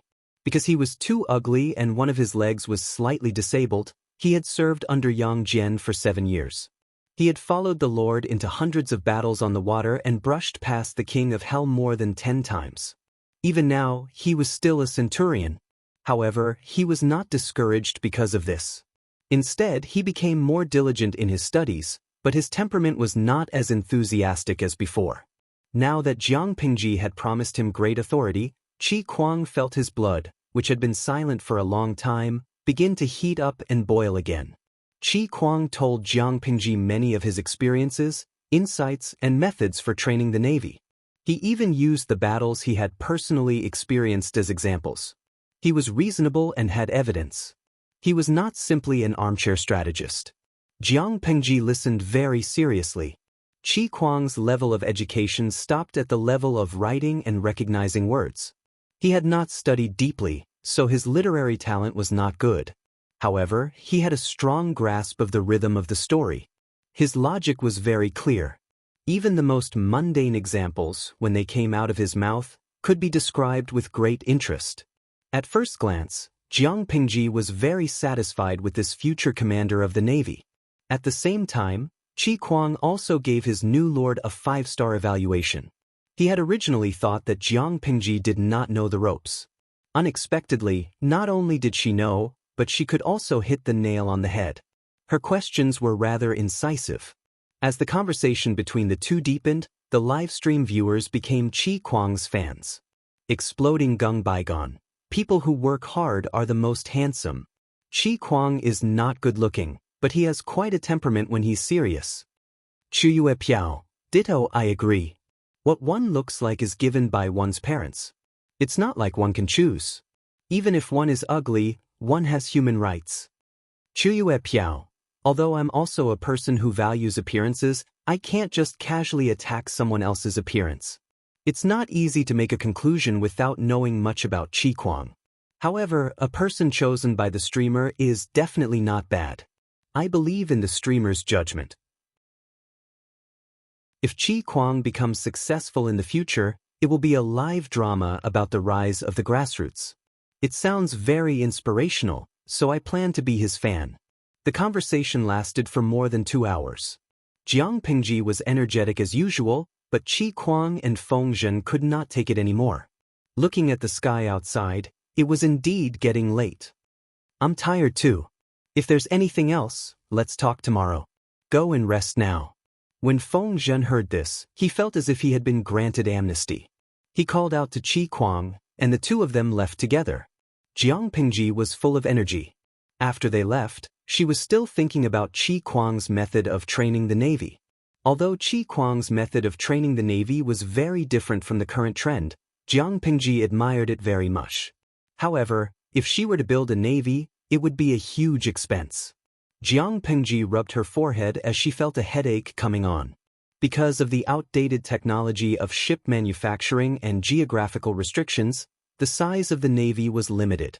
It could only be limited to a specific area. However, there was no lack of far-sighted people in the world. These people did not give up on the Navy. Instead, they actively created the conditions and put it into practice.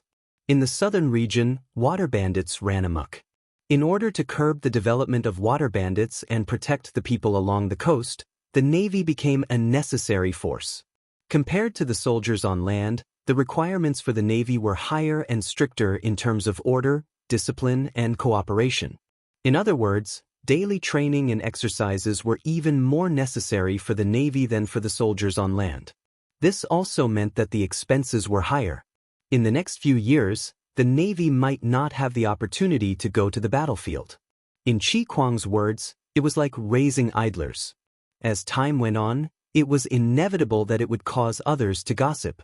However, this was not a problem. If Jiang Pingji said she wanted to train the Navy, who would dare to stop her? So what if she was criticized as an idler? As the Lord, she did not mind spending money on the Navy. Why would outsiders complain? She rested her chin on her left hand and twirled a brush with her right. She spread out a clean piece of white paper on the table, thinking about how to start. Chapter 699. My Dong, what is the streamer drawing? A ship? There was no one else in the tent except for her. Jiang Pingji took the time to answer the audience's questions. Host V, these are ships, but I know too little about ships from ancient times. There isn't enough information on warships for reference. Jiang Pingji was well-read and had read almost all kinds of miscellaneous books. Many of them had descriptions of ships. She picked out the contents one by one, then turned the words into pictures and drew them on the paper. However, the warships in her imagination were very different from actual warships. Host V, not only does a powerful navy need elite soldiers, but it also needs indestructible warships.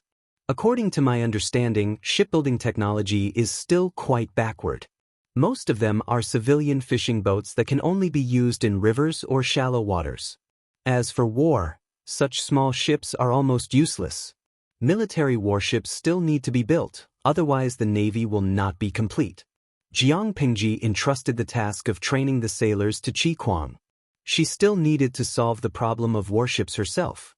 Jiang Pingji, building a ship with just your imagination? It feels like it will capsize. Should I get a reference? Jiang Pingji's eyes flickered slightly. A reference? That's not a bad idea. The next day, Jiang Pingji summoned Feng Zhen. You've already lured Qi Kuang over. There's no need to trouble two masters for the same thing. I'll have to trouble you again to find me a master shipbuilder. Feng Zhen didn't know what to say to that. Whatever sleepiness he had left was completely gone. Jiang Pingji said angrily, if there are no warships, how can they be considered navy? Feng Zhen felt that his lord was his nemesis. Was it so easy to find a master shipbuilder? Jiang Pingji took a step back. If you can't find a master shipbuilder, you can dig me a warship.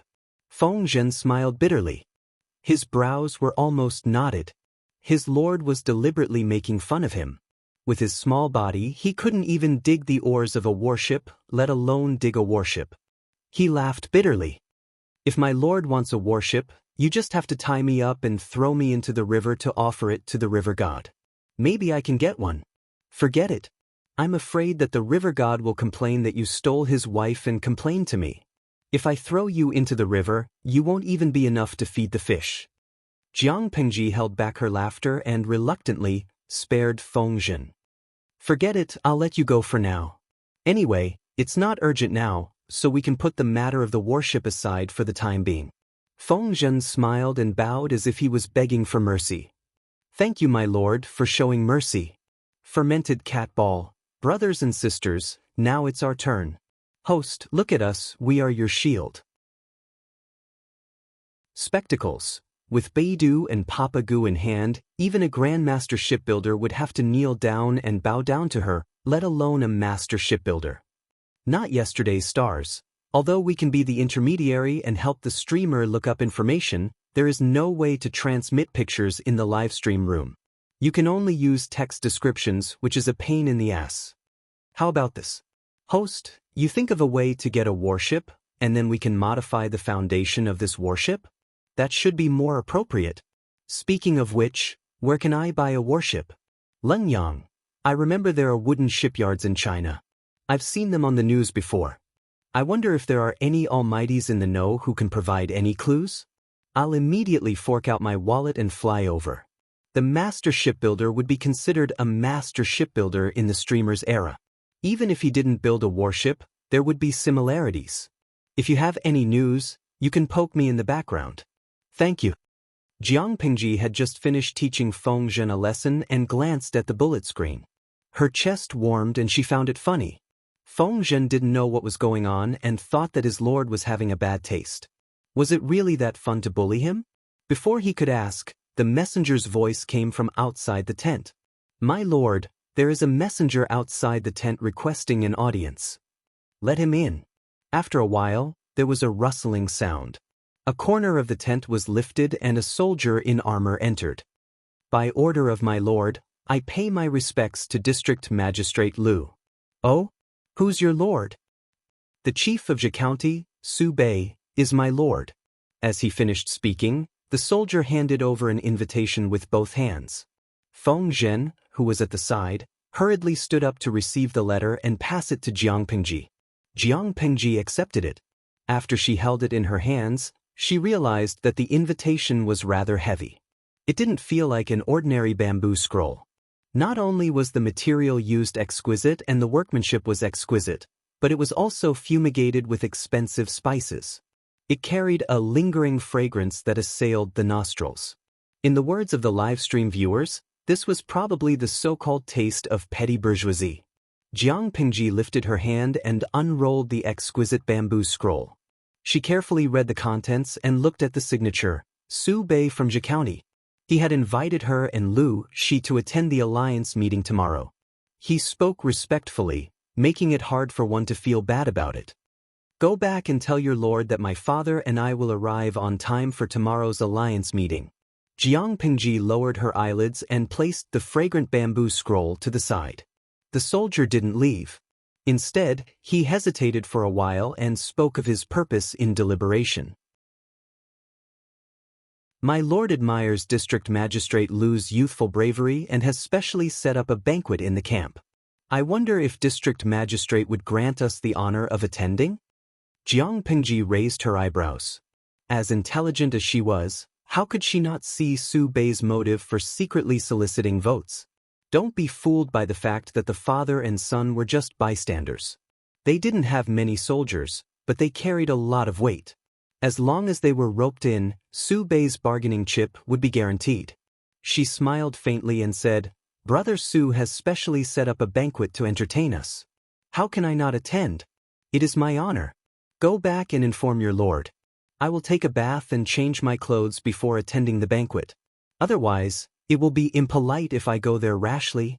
After the soldier heard this, his face lit up with joy. He bowed and left. When Feng Zhen heard that there was a banquet, his eyes sparkled.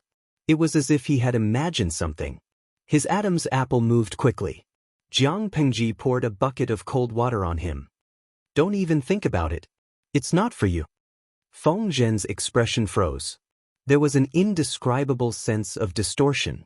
The audience who had been watching the entire process couldn't help but burst into laughter. They even added psychological games to Feng Zhen. Feng Zisher, who is pure and upright. My lord, if you continue to bully my family like this, my family won't be satisfied. Li Han Mei, who is ugly if there is no salt. Sob, sob, sob.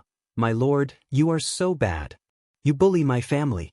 I will pound your little chest. Sob, sob, sob. The atmosphere in the streaming room suddenly changed. Demons and ghosts danced wildly. Jiang Pingji almost thought she was having a nightmare. Feng Zhen asked, Then who will you be bringing, my lord? Jing Rong, Jiang Pingji replied. He has been busy with the affairs of the camp these past 2 days.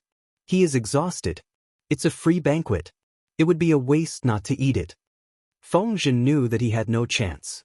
However, my lord, don't forget to bring me a bottle of wine when you return. He hadn't had a drop of wine in the past few days. The liquor bug in his stomach was about to overturn the heavens. Feng Zhen was craving it. Jiang Pingji agreed, feeling annoyed and amused at the same time. Chapter 700. Temporarily shutting down the streaming room, Jiang Pingji washed up and changed into her usual home attire.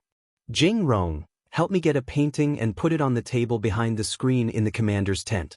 Bring it with you to the banquet. Yang Si did as he was told. No matter how Yang Si looked at it, his lord was clearly a handsome young man. This young face was full of vitality unique to her age. At the same time, she had a steadiness that her peers did not have. As long as a normal person was not blind, who would find out that she was actually a girl? However, the truth was that she was a genuine woman. Hearing that she would bring him to the banquet and decline Feng Zhen, Yang Si felt that his lord's decision was correct. Feng Zhen was a reckless fellow. When he saw wine and beauties, he couldn't move. It was easy for him to delay important matters. How could such a guy share the lord's worries at the banquet? If it was a man, it would be fine if he got drunk. Maybe he would have good luck with women and wake up the next day with a soft and fragrant beauty by his side. It would be a waste not to take advantage of a free gift. Unfortunately, his lord was a woman. She could not drink too much on such an occasion. The people around her had to be more cautious. Yang Si felt that there was a long way to go. At this time, Yang Si completely forgot one thing. With Jiang Pingji's alcohol tolerance, she could overturn a group of people. Although this painting has no signature, looking at the painting technique and style. Was this painted by Zixiao? When Yang Si took the painting, it was already half unrolled. With a casual glance, he could tell who the painter of this painting was.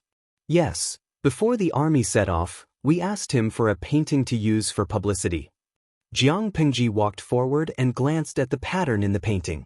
She said with a smile, "Among the people I know, Zixiao's painting technique is the best. I like his painting style too. Jing Rong, if you've never been to Xiangyang district, would you be moved when you see the flourishing scene in this painting?" Yang Si's expression was a little strange. He seemed to be struggling with something. "However," he said carelessly, "a paradise beyond the world. My heart admires it." Just based on the contents of the painting, people who didn't know would indeed yearn for it.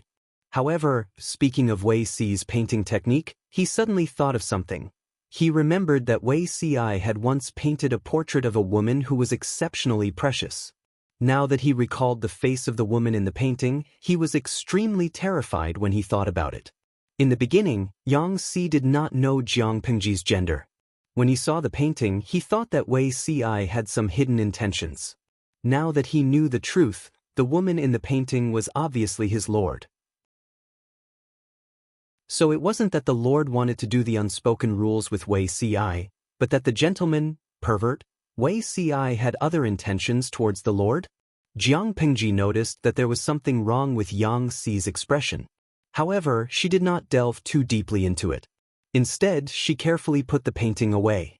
"This is a magical treasure for us to expand our business. I plan to treat it as the god of wealth. Who knows, we might be able to make a lot of money." She opened the live broadcast room, and the 150,000 slots were filled in an instant. By the time they arrived at the banquet, the sky had already darkened. Countless torches were lit up in the allied tents, like a red waterfall in the dark night. Jiang Pingji was dressed in casual clothes with a thick rabbit fur cloak over her head.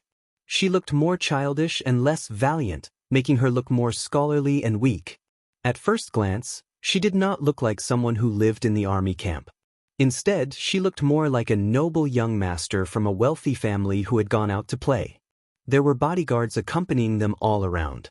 Yang Si rode a horse and followed them unhurriedly. Su Bei's campsite was built in the center of the Allied Army's campsite. Military tents were scattered all over the place. The commander's tent was in the middle, like a myriad of stars surrounding the moon. Jiang Pingji scanned the area and realized that Su Bei was indeed rich and imposing. He was indeed a descendant of the Su family. Every soldier wore a full set of armor. The weapons in their hands were of the same type and were of excellent quality. A complete set would not be a small sum. Thinking about how many soldiers and generals Su Bei had under him, if he were to equip every single one of them with a set, how rich would his family have to be to equip them all? Jiang Pingji was secretly speechless. She lamented that a nouveau riche was indeed a nouveau riche. Rich and willful. Inside the tent, a luxuriously dressed young man was sitting high up on the seat of honor. He was frowning as he conversed with his trusted aide. Hearing the commotion outside, everyone kept quiet. Their gazes shifted outside the tent, waiting for Jiang Pingji to appear. Not long after, the tent flap was lifted from the middle. Su Bei also stood up from his seat of honor and went forward to welcome the distinguished guest. A handsome young man wearing a rabbit skin cloak walked into the tent. His handsome face was like a gust of cold wind, blowing away the heat in the tent. Su Bei's subordinates looked at Jiang Pingji's attire and doubts arose in their hearts. This person was dressed in casual attire. He did not look like he was attending a formal banquet, but more like he was visiting a friend's house as a guest. Although it was not impolite, the scene did not seem right. This is the son of the governor of Liuzhou? He is indeed a talented man, young and promising. Su Bei's appearance was slightly handsome.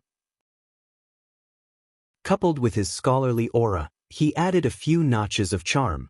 The audience in the live streaming room roared in excitement. This was a carnival for those who were obsessed with looks. Su Bei led Jiang Pingji into the tent, his lips warm. "When I saw you enter just now, I felt a sense of familiarity, as if we've known each other for a long time. If I remember correctly, you and I are close in age and belong to the same generation. If District Magistrate Lu doesn't mind my mediocre aptitude, why don't we address each other as brothers? Jiang Pingji smiled and said, to be able to address County Chief Su as brothers is obviously my honor. How can I refuse? Su Bei was also someone who took advantage of the situation. He regarded himself as the elder brother and unknowingly brought the two of them closer together. Yang Xi's seat was arranged to be behind Jiang Pingji. At the banquet, everyone secretly examined Jiang Pingji from the corner of their eyes. Even though Jiang Pingji was young, no one present dared to look down on her. Even the self-proclaimed noble Su Bei had to take her seriously. Putting aside her relationship with Lu Shi, Jiang Pingji could occupy the entire Wanzhou without relying on her family or her father. Moreover, she was still so young. She was far superior to everyone present. If she added Lu Shi's influence, who in the Alliance army would dare to provoke her? She might not treat her like an ancestor, but they would not become enemies. If it weren't for the fact that Lu Shi and Jiang Pingji had brought too few troops, even if the Su brothers had the intention to take the position of Alliance leader, they would be powerless. The most important guests had already taken their seats. Su Bei ordered people to serve food and wine. He turned his head and asked Jiang Pingji, "Worthy younger brother, do you like singing and dancing?" She was about to reject him when the bullet screens in the streaming room changed. "I like it. I like it very much. Let go of those singers and dancers, let me do it." Jiang Pingji swallowed the words that were on the tip of her tongue. With a normal expression, she said, "It's all right." When this answer fell into Su Bei's ears, it became reserved. After it was, "I like it very much." He revealed a meaningful smile and raised his eyebrows slightly. He said, "I understand. Which hero doesn't love beautiful women?" Yang Xi, who was in the background, looked down at the ground. Chapter 701. His lord was a woman. Why would she like a group of beautiful women singing and dancing? The table in front of her was filled with delicious food and wine. There were also some delicious dried fruits that were hard to find in the north. Jiang Pingji was gnawing on the dried fruits like a squirrel. Her sharp ears heard the footsteps of more than 20 women outside the tent. The tent curtain opened. Dancers in red, accompanied by the fragrance of orchids, filed in, brightening the entire tent. Spices were added to the lamp oil. When it was burned, the bronze lamp would emit a strange fragrance. In this fragrant atmosphere, the graceful figure of the dancer in red, who was dressed in thin clothes, stepped on the elegant and mellow music of the Chinese traditional music instruments and danced with the accompaniment of her companions. The audience in the live stream was even more excited, as if they were a gathering of hungry wolves. The contents of the bullet screen had changed into a different style, and the gifts were pouring in like water, full of enthusiasm. Hanwu the great emperor, didn't they say that the ancients were ugly? This is a slap in the face. I thought that the modern aesthetic standards were very high. Now that I'm watching the streaming room, I know that classical beauties are classical beauties. Internet celebrities can't compare to them. They are very recognizable. Chen Jiao, you shameless people who are obsessed with looks. Shouldn't the focus be on the music and classical dance? Jiang Pingji was the son of an aristocratic family, but the audience in the streaming room knew that she didn't like luxury. She preferred pragmatism. This also led to the streaming room being serialized for many years. The audience had only seen a few banquets, but the quality of each one was extremely high. According to the audience, many people regarded the recorded videos of those banquets as the standard. They restored the ensemble music 100%. There was even a nouveau riche who paid for an ancient music festival. It had been held 4 times so far. Driven by the popularity of the streaming room, there was a retro trend in China in recent years. Young people also began to pay attention to ancient culture. Jiang Pingji knew the importance of civilization to the inheritance of a race. As long as the influence was positive, she would be happy for them. Some people had high awareness, but more people were ordinary people who were obsessed with looks. Looking at beautiful people was the top priority. They could see that these dancers were carefully trained. They should be private song and dance troupes in the backyard of high officials and nobles. Every dancer's appearance was of a very high standard. Each of them had elegant facial features, slender figures, creamy skin, and waists like spring willows. Even if she wasn't an outstanding beauty, she was still a rare beauty. All the beauties in red were dancing in the tent. Their watery eyes were dazzling and captivating, making one's heart itch. Jiang Pingji held a wine bottle in one hand and supported the table with the other. She rested her chin on her hand. She squinted her eyes and looked at the dancers as if she was fascinated. If one were to look closely, it would not be difficult to notice that her gaze was already fixed on the leading dancer. Her gaze was burning like fire, and under her calm appearance, there was a blazing heat, as if she wanted to burn through the dancer's dancing clothes and use her eyes to inspect her naked body. Su Bei noticed Jiang Pingji's expression and snickered in his heart. Youths were youths after all. How could they resist the seduction of beauty? He had thought that the other party was a young man who cultivated in seclusion and had excellent self-control. Now that he saw it, it was obvious that he was a hypocrite.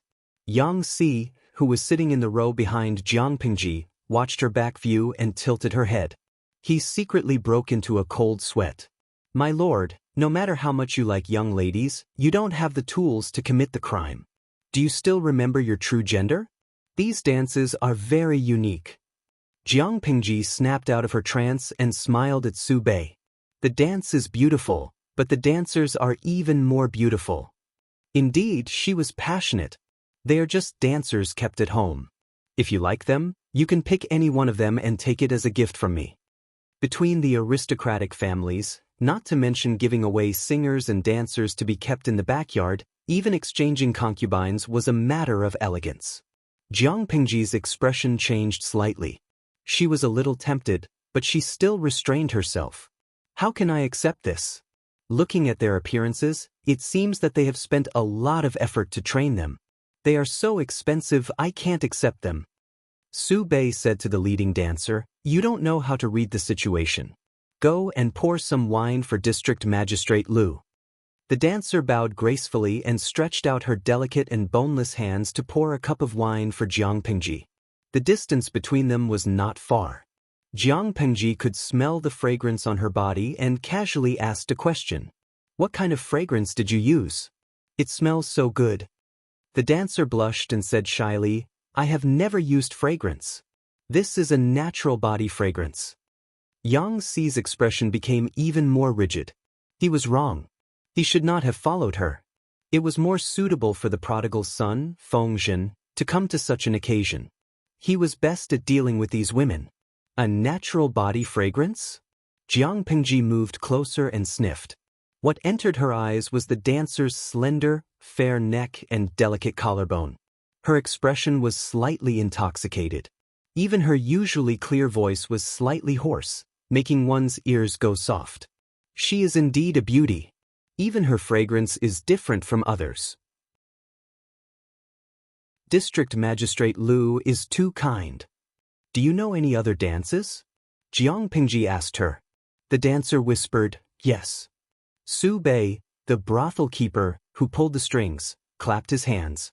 The music that had just ended started again and the leading dancer returned to the group. Jiang Pingji said, this dance and music is very novel. It feels very different from the northern dances. Su Bei smiled and said, the northern dances are rough and bold, while the southern dances are gentle and meticulous. The style of the two is naturally different. Brother Su is quite knowledgeable about this. I often hear how talented you are. Rumor has it that you are the reincarnation of the Wensu star. Unlike me, I have never liked to study since I was young. I don't know anything about the four arts. Even my father often reprimands me, saying that I am a blockhead. Out of my 7 orifices, I know nothing at all. I thought that if I had your level of attainment, my father wouldn't have to sigh and reprimand me so often. Jiang Pingji had a dejected look, like a frustrated youth. How could Su Bei believe that? However, he was also a shrewd person. Naturally, he would not expose Jiang Pingji's humble words. Under Jiang Pingji's intentional guidance, the topic of their conversation slowly shifted to the field of art. Su Bei did not disappoint Jiang Pingji's praise. He looked young, but his attainment in the four arts was not shallow. The audience sighed with emotion. If Su Bei had been born in their era, he would have been an all-round artist. Once he was reported, he would have swept the entire country. He was good-looking and proficient in the four arts of a gentleman. With such a persona, Tom Su, he would definitely be chased after by countless fangirls. It would be impossible for him not to become popular. It was a pity that Su Bei was born in the wrong era. He was born in a clan like the Su family. Those skills could only become playthings in his spare time. As they were happily chatting, Su Bei's gaze fell on the painting scroll in Yang Xi's hand. He casually asked a question. "Was that painted by you, my worthy brother?" Jiang Pingji revealed a well-proportioned expression of embarrassment. "My father often reprimands me, saying that I am not skilled enough. Even a 3-year-old child's graffiti is better than my drawing. I am unconvinced, so I search for the painting of Master Yuanjing's disciple. I plan to take it home and study it. Perhaps I can learn something from it, so that my father won't reprimand me twice. I have embarrassed myself in front of Brother Su. Jing Rong, why did you bring this painting out?" Chapter 702. They thought Enchui's acting skills had already reached the peak. Now that they saw it, it was clear that the streamer's acting skills were even more exquisite. The Oscars owed her dozens of awards. Yang Xi secretly curled his lips, but on the surface he apologized respectfully. When Su Bei heard that the painting was drawn by Master Yuanjing's disciple, his curiosity was piqued. He spoke up for Yang Xi and tactfully asked if he could take a look at the contents of the painting. Naturally, Jiang Pingji would not refuse. This was the effect she wanted. Everyone in the tent knew of Master Yuanjing's reputation. They also knew that he had taken in 4 disciples. Someone said, "I heard that Master Yuanjing is proficient in the art of painting. I wonder how much of the essence the master's disciple can learn? I wonder if we have the good fortune to take a look at the master's disciple's painting?" Everyone in the tent agreed. They had no ill intentions, they were just curious. Master Yuanjing's reputation was too high. His 4 disciples were still unknown, which made people suspicious. Now that they could capture the painting of one of his disciples, they had to take a look and see if his disciple was worthy of his reputation. Su Bei wanted to admire the painting alone, but hearing his subordinates' voices, he could not help but ask Jiang Pingji with his eyes. After all, it was someone else's painting. He had to respect the owner's opinion.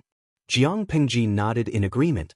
Su Bei then asked the dancers to stop dancing and unfurled the painting so that everyone in the tent could see it. "Which disciple of the master painted this painting?" Jiang Pingji said, "The Wei family of Langya. His name is Ci and his courtesy name is Zixiao. Because of his frail body, he rarely appears in front of people. Nowadays, because of the lack of materials and painting skills, many people pursued freehand brushwork and did not rigidly adhere to superficial similarities. Wei Ci's painting was different. It was between realistic and freehand brushwork. The brush strokes were gentle and delicate, giving it a 3-dimensional feeling.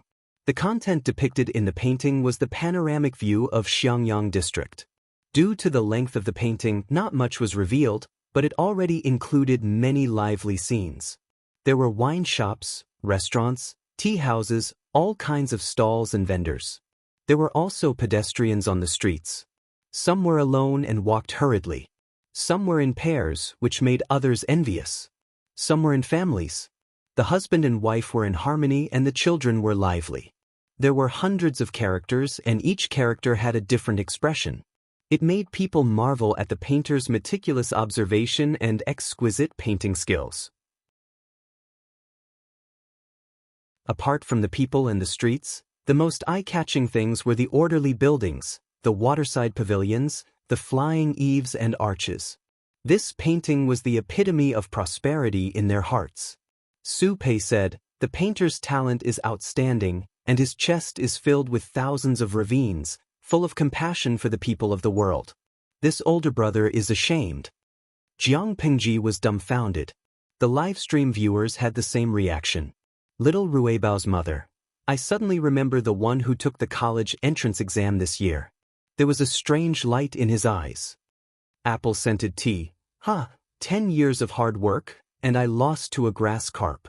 Tong Tong's girl. If Su Pei took the exam, he would get full marks in his reading comprehension. He's a top scholar. Shu Shanya Li. #propping chin, isn't that so? Perhaps Sishan Beauty only wanted to paint a landscape painting. Su Bei had praised her, so the people below couldn't help but praise her as well. Moreover, this painting was indeed a rare work of art.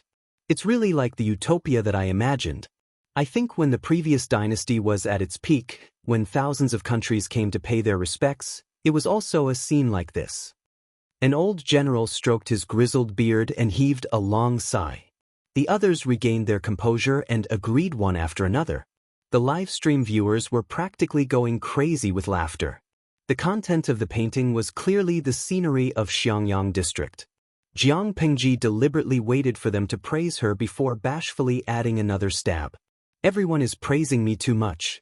The scenery in the painting is the land under the rule of the younger generation, the scenery of Xiangyang district. It's not, Jiang Pengji spoke vaguely. The entire commander's tent felt as if a cold Siberian wind had passed through it, leaving only a dozen or so ice sculptures. Su Bei's face flushed red. He was secretly embarrassed and angry. He glared fiercely at the old general who first praised her. Don't speak if you don't know how to speak properly. Now you're embarrassed. Fortunately, Jiang Pengji did not harp on this matter. Instead, she exchanged her experiences in governing the people with Su Bei. This was Su Bei's area of expertise. At the same time, it alleviated his awkwardness. Due to his chaotic state of mind and the previous awkwardness, Jiang Pengji held the initiative in this conversation. Under her guidance, Su Bei naturally shifted his attention from the art and techniques of the painting to the people and the buildings within. Speaking of the buildings, he realized that the streets, houses, and courtyard walls in the painting were somewhat strange.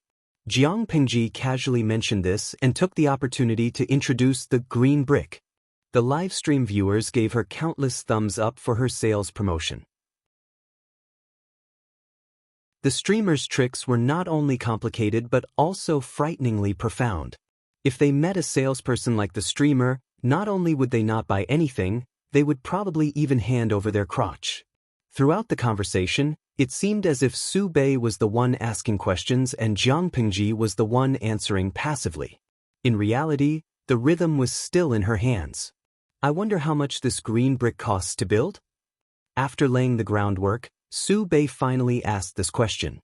County was located in the south. It was warm and rainy throughout the year. Nowadays, most of the buildings were made of wood and stone. When it rained too much, it would easily become damp and mold would form. The ground would also be muddy and slippery. Su Bei was also a shrewd person. Naturally, he was unwilling to suffer a loss. He wanted something good and wanted to pay the least price. He wanted to test Jiang Pengji and find out her background. It's not expensive to build. With suitable quality soil, it can be baked into green bricks. Jiang Pengji spoke casually, as if she did not know Su Bei's motive. She was like the foolish son of a landlord. Su Bei's brows furrowed deeply.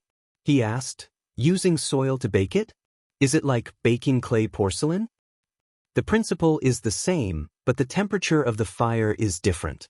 The construction of the brick kiln is also very particular. Su Bei's heart itched. He probed, "Brother, do you sell this item here?" Jiang Pengji laughed and said straightforwardly, "Even if I am willing to sell it, Brother Su won't be able to afford it." Su Bei was puzzled. "But just now, you mentioned that fake green bricks are cheap. Why are you saying that you can't afford it now?" Jiang Pengji smiled as she explained to him, "Green bricks aren't worth much, but how far is the distance between Xiangyang district and Brother Su's County? Green bricks are very cheap, but their weight is heavy. If a large quantity of green bricks were to be transported from Xiangyang district to County, who knows how much money and manpower would be expended? If that's the case, then this green brick isn't made of mud. It's more like it's made of silver. I admire Brother Su's talent. How would I dare to deceive you?" Su Bei was startled. He had forgotten to consider the cost of transportation. His expression was one of shame. Jiang Pingji was still nagging. If we want to bake green bricks, it's best to build a brick kiln in an area with suitable soil. Su Bei's heart was moved. He had already set his heart on the green bricks. He was an ambitious person. Naturally, he was unwilling to be inferior to others. Chapter 703. If he could make Shi Prefecture look like the scene in the painting, with clean streets, clean clothes for the people, healthy complexions, and a flourishing state, then his cousin, Su Fei, would no longer be able to contend against him. Even if his grandfather favored his cousin more, the Su family would still be in the bag for Su Bei. After all, as the head of the family, his grandfather could not go against the opinions of the elders. However, how could he obtain the method to produce the flashing bricks? Su Bei was calculating in his mind. The banquet was nearing its end. Jiang Pingji had also gotten to know the people in Su Bei's tent. Just as he was feeling tipsy, Su Bei suddenly remembered the purpose of inviting Jiang Pingji to this banquet. He probed, "Is my worthy younger brother interested in the position of the alliance leader? If you are, I will definitely support you." Jiang Pingji shook her head. Her eyes were no longer clear, and she was hazy from drunkenness. "To tell you the truth, I have sent troops to suppress the rebels several times. My purse is already empty and I cannot spend it. My subordinates and troops are exhausted and have almost lost their vitality.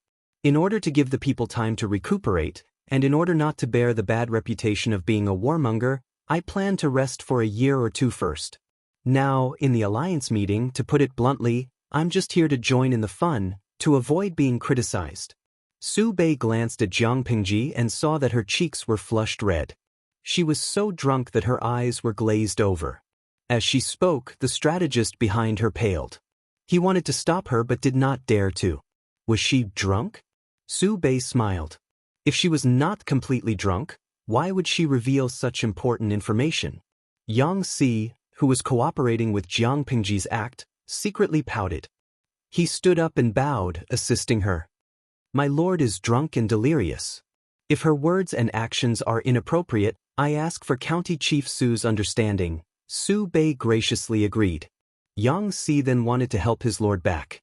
Unexpectedly, Su Bei stopped him. Yang Si's expression immediately darkened. It was a rare opportunity. How could Su Bei let her go? Su Bei was good at getting information out of people, but how could Jiang Pingji, who had better acting skills, fall for it? She only said what she was willing to say. She would not discuss anything else. Even so, the combination of truth and falsehood made Su Bei's heart blossom with joy. Under his persuasion, Jiang Pingji agreed to sell him the method of making the flashing bricks. However, to prevent the relationship between the two forces from becoming stiff, he knew when to stop. He did not take advantage of the fact that Jiang Pingji was drunk to lower the price. In the end, he even gave Jiang Pingji the leading dancer. He planned to use the beauty to appease his younger brother, so that he would not regret his decision after he woke up. It's deep in the night now, and the wind and snow outside are too strong. Why don't you stay in the camp and leave tomorrow after you've sobered up? What else could Yang Si say? He could only agree sullenly. The delicate and frail dancer in red and Yang Si supported Jiang Pingji on her left and right, sending her to another tent. The accommodation that Su Bei had arranged for Yang Si was nearby. The two tents were not far apart. The red-clothed dancer lowered her head slightly, revealing her slender, white neck. Her eyebrows were lowered. "Sir, please allow me to serve Lang Jun." Under the light of the lamp, the face of the beauty in red was even more charming. Even a single dog like Yang Si was stunned for a moment. If the Lord's gender was normal, Yang Si would have tactfully left. But he stood rooted to the ground, unmoving. The red-clothed dancer timidly stared at the tips of their feet. The two of them were in a subtle confrontation. At that moment, Yang Si looked at Jiang Pingji from the corner of his eye. His lord was lying limply on the bed. Her eyes were tightly shut. She waved a finger by her side, indicating for him to get lost. Yang Si was speechless. He should have let the prodigal son, Feng Zhen, come on such an occasion. He was not going to fool around anymore. Yang Si resisted the urge to ridicule her. He coughed twice and said to the dancer, "Serve the Lord well." He was puzzled. Could it be that his lord wanted to use this opportunity to reveal her identity?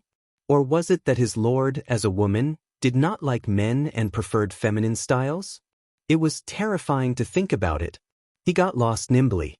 The red-clothed dancer sent him out of the tent, then carried the lamp back to the inner room behind the screen. "Lang Jun!" The red-clothed dancer called out softly. Jiang Pingji did not move. The audience in the streaming room cheered. Was there going to be an erotic battle between the two of them? Shen Bulai Wazi, I can't take it anymore.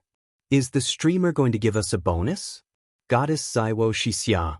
No way, a lesbian? That's disgusting. I'd rather watch a gay man. Hacker Mosquito Xiong. To the one above, you're even more disgusting. To put it bluntly, a lesbian can't be seen if you dry it. A gay man needs to wipe his shit. Who's more disgusting than the other? Emotions are fair. It has nothing to do with gender. This is the streamer's streaming room. We don't welcome uncultured trash like you. Lao Cg Lianming. To the one above, please calm down. Don't start a fight. The streamer has always valued her privacy. When did she not dress neatly before she started streaming? Do you think she'll stream so that you can watch her fight with a transvestite? You're thinking too much.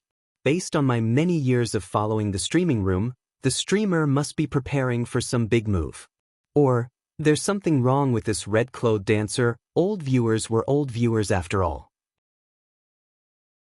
As rational fans of the streaming room, they naturally would not be led astray so easily. Lang Jun. As she spoke, the red-clothed dancer took a step closer. She raised her hand and pushed Jiang Pingji. You're really drunk. Her tone suddenly turned cold. Her originally coquettish, smoky makeup took on a sinister look. At this moment, the audience expressed their shock with exclamation marks. Damn it. There's something wrong with the dancer. Gue Kai Guo Fengxiu, damn it. This vicious beauty has drawn her sword. Streamer, be careful. Don't pretend to be asleep. The snow-white dagger was unsheathed. With lightning speed, it stabbed toward Jiang Pingji's neck. The dagger slashed across. The snow-white light was like a waterfall. It was dazzling and blinding. The audience in the streaming room was so shocked that they covered their eyes, not daring to look directly at it. The red-clothed dancer could even foresee the scene of Jiang Pingji's neck spurting blood in the next second. However, the scene she expected did not happen. The speed of her attack was so fast that she only managed to stab the pillow on the bed. Her target had already quickly rolled away. Because of her strength, the dagger was deeply embedded in the wooden planks under the heavy mattress. In the instant that the red-clothed dancer was stunned, Jiang Pingji had already kicked her left chest. She did not succeed in dodging. Her soft chest was hit by a huge force. Her entire body flew backward. The bullet screen in the streaming room followed the plot twist. The entire screen was filled with 666 and shocked exclamation marks. Of course, there were also some sporadic bullet screens. Hacker Mosquito Xiangpian, oh my god. At that moment, I felt pain in my chest. Lan Sei Ci. To give a visual description, before the kick, it was protruding. After the kick, it was concave. Mo Qianzu, to the person above, are you trying to make me laugh to death so that you can inherit my flower money? Joamo Miaron, what the hell is concave and protruding? The streaming room is indeed full of talents. Indifferent Chu Jian, ha. I want to stuff the microphone into the streamer's mouth and interview her about the feeling of that kick. Jiang Pingji looked at the red-clothed dancer with a faint smile. She took the time to send a bullet screen to the audience. Chapter 704. The dancer in red stood up awkwardly and coughed twice with great effort. She flipped the dagger in her hand and aimed it at Jiang Pingji's face. The strength of Jiang Pingji's kick would have shattered a normal person's sternum. On the other hand, this person only had a bruise on the left side of her chest. There was a trace of blood at the corner of her mouth, and her breathing was slightly ragged. Looking at her attack, she didn't seem to be weakened at all. Instead, she was getting more and more courageous. Jiang Pengji was amused to see her like this. Her entire body was full of flaws.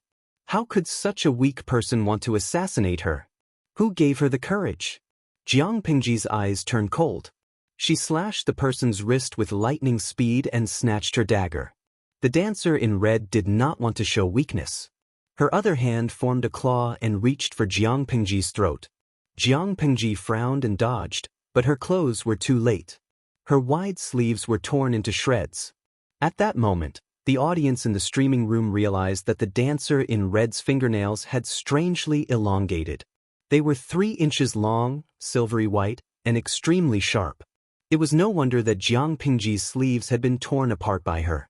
If she had grabbed her neck or scratched her face, the audience trembled. They were afraid for Jiang Pengji.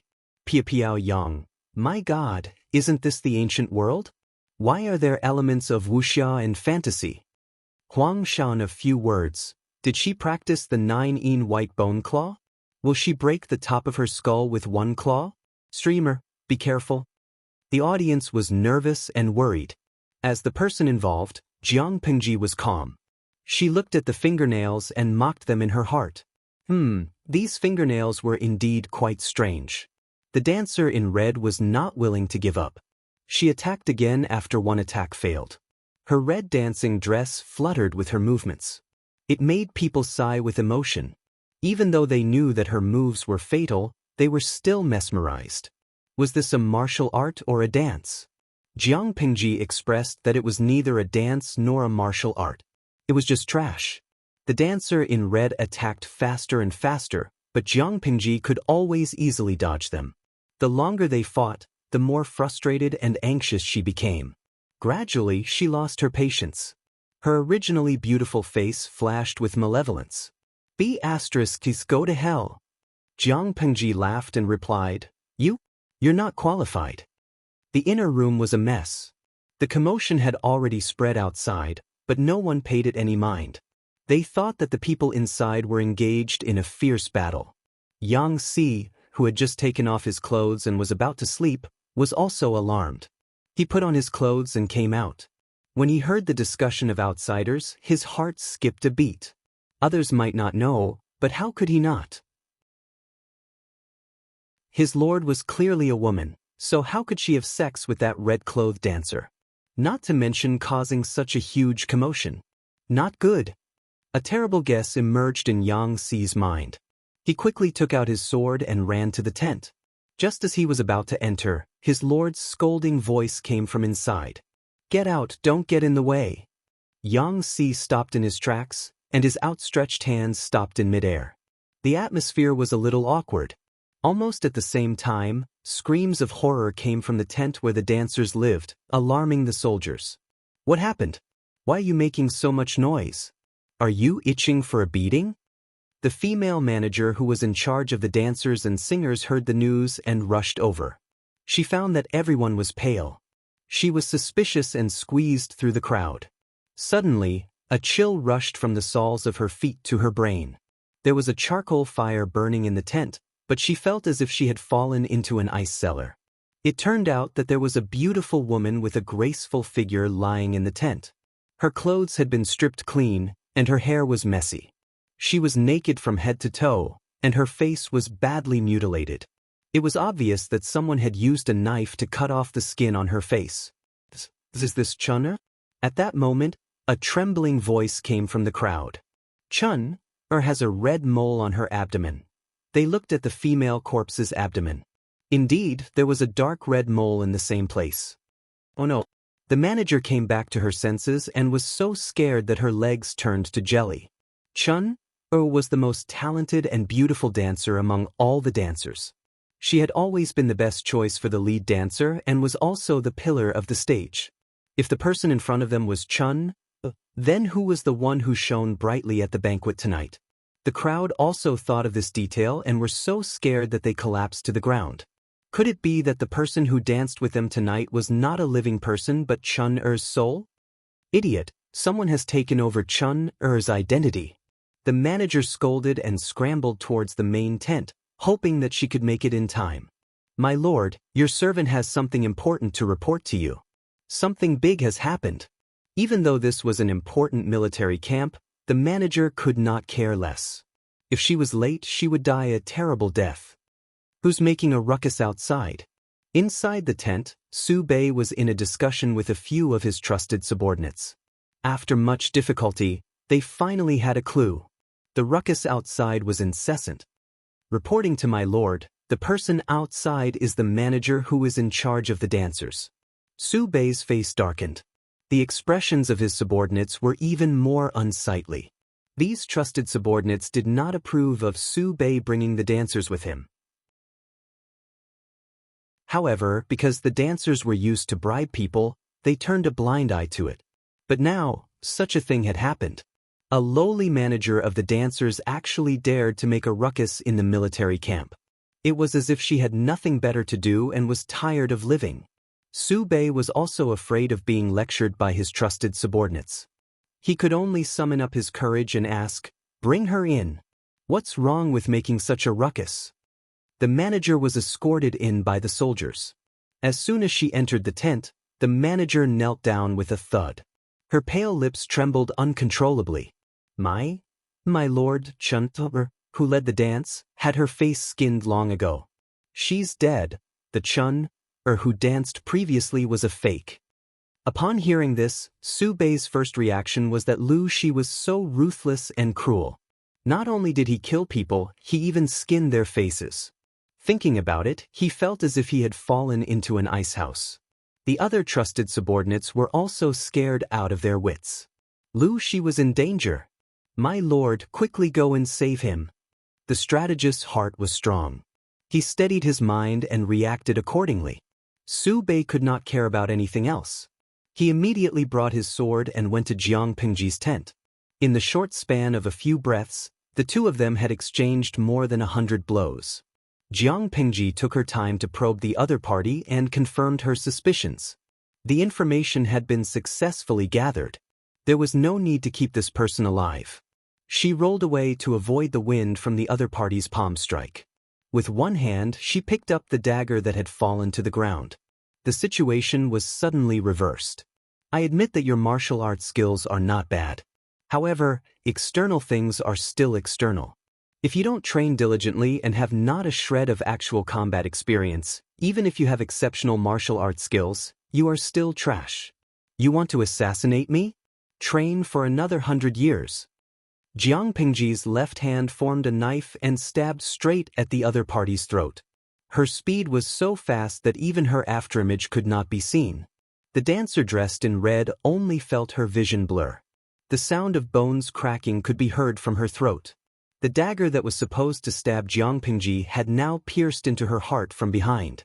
You have the system by your side. You won't die. You're welcome to deliver your head again next time. Before she lost consciousness, she heard Jiang Pingji murmur in her ear. Chapter 705. Jiang Pingji clicked her tongue as she watched her slumped body fall to the ground. She called out, "Come in." Yang Si heard his lord's instructions and immediately entered. In the darkness, he heard his lord say, "Jing Rong, I'll give you a chance to be a martial arts expert. Don't spill the beans later." Yang Si was speechless. My lord, what did he do? He was worried that the other party would be injured, but his lord had pushed the blame onto him. This was ridiculous. However, she was the lord of the little princess. He could only resign himself to his fate as her strategist. Yang Si fumbled in the darkness and lit the bronze lamp. Only then did he see the scene in the room. When he saw the female corpse on the ground, he was so frightened that his hair stood on end. He messed up his clothes, then took off his cloak and rubbed it on the wound on the woman's body. Then he put it back on. The audience in the streaming room watched Yang Si's fake act. They were all dumbfounded. Demon's proud son, my Rong Rong is amazing. Not only can he come up with strategies, but he can also help my lord clean up messes. Rotten cat bagua. What the hell is Rong Rong? My name is Yang Jing Rong. A nickname is also very good. Yang Si hastily made up his clothes. The sound of messy footsteps could be heard from outside. There was also the sound of armor clashing. Yang Si glared at Jiang Pingji, who was pretending to be asleep. He carried his blood-stained sword out of the tent. Autu, lighting crew in position. Cameraman in position. Actors in position. Prepare the microphones. Rong, begin your performance. Yang Si panted heavily.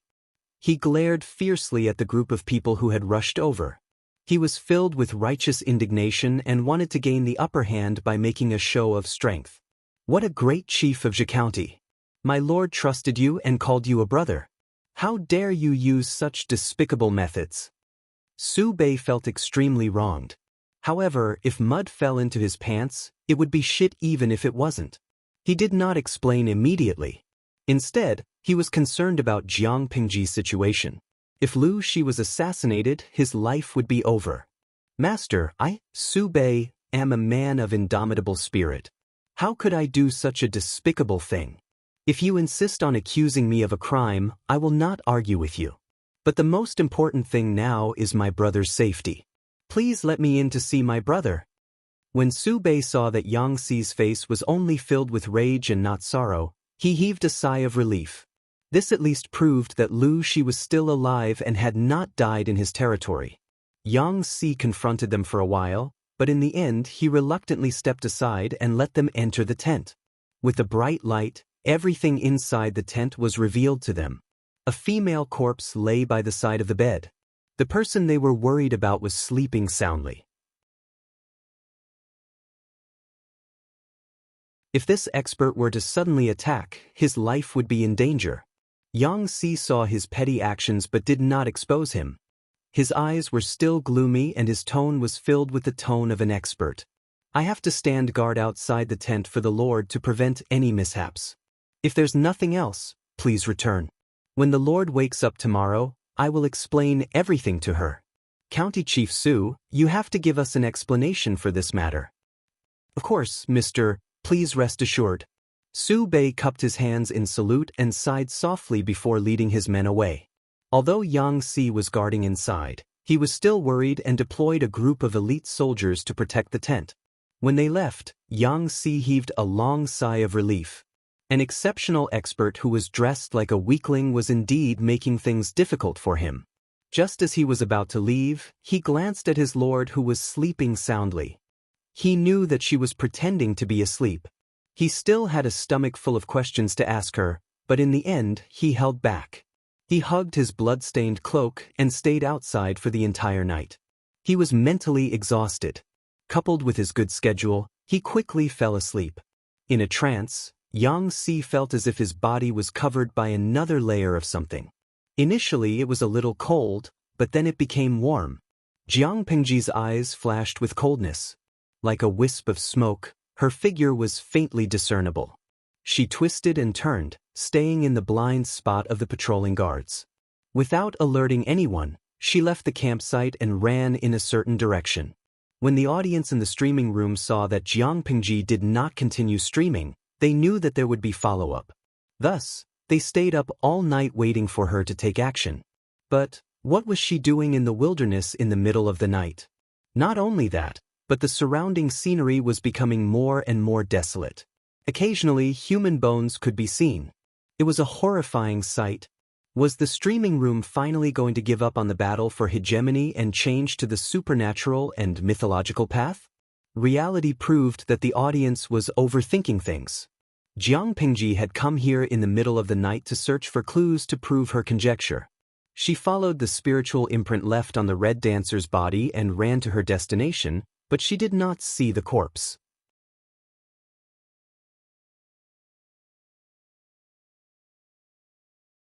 Chapter 706. Looking at the blood stains on the ground, Jiang Pingji smiled. Under the cold moonlight, the smile was particularly horrifying. The audience in the streaming room shuddered. The streamer's style was not right. Yijie Weiming, streamer, what are you doing now? It's so horrifying. I wanted to sleep, but now I can't. Luoxue, it's really horrifying. Streamer, don't tell me you're here to check on the corpse of the painted skin? Luochen Yema, wow, are there really demons and ghosts in this world?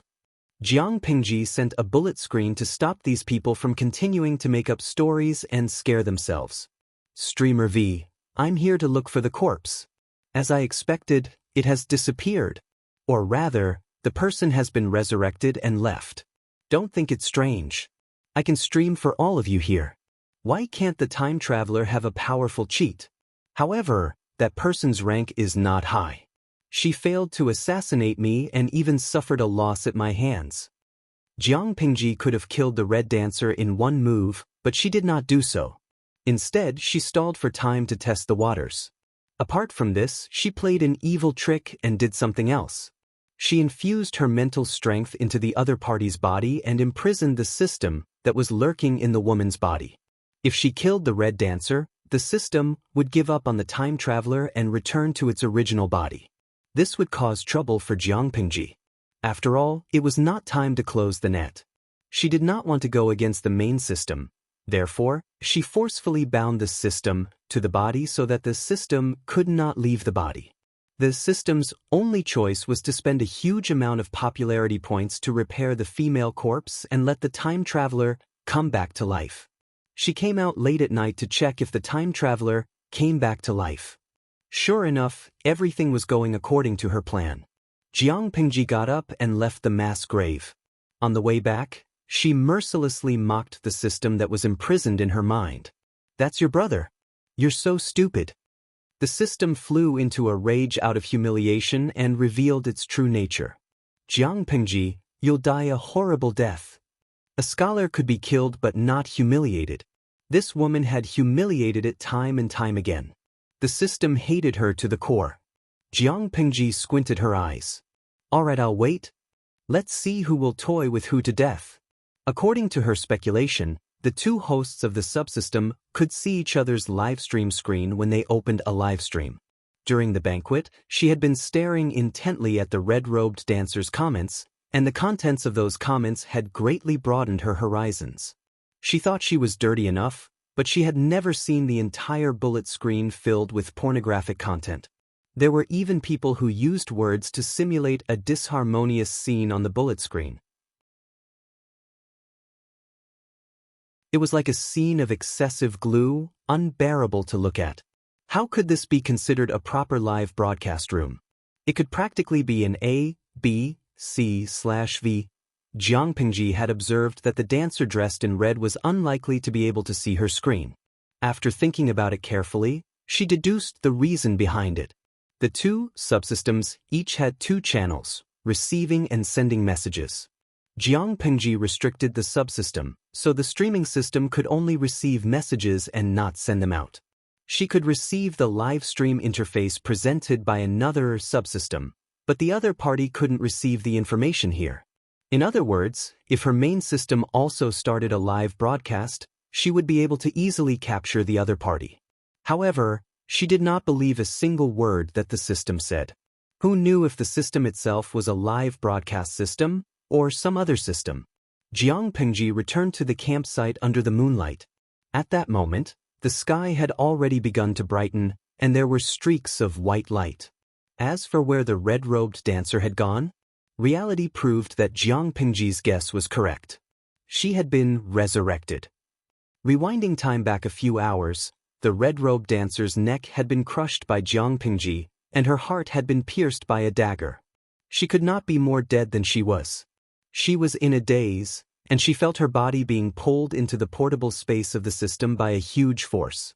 Her soul appeared in the brightly lit living room of the villa. The lingering fear of death terrified her. She hugged her legs and curled up on the sofa of the villa, wailing loudly. After a while, she sobbed and asked the system, "System, am I already dead?" The system's voice was sinister, and it carried a murderous intent that the red-robed dancer had never encountered before. "Dead?" She subconsciously shivered. "Can I still be resurrected? I still have points of popularity. I don't want to die." 1 billion.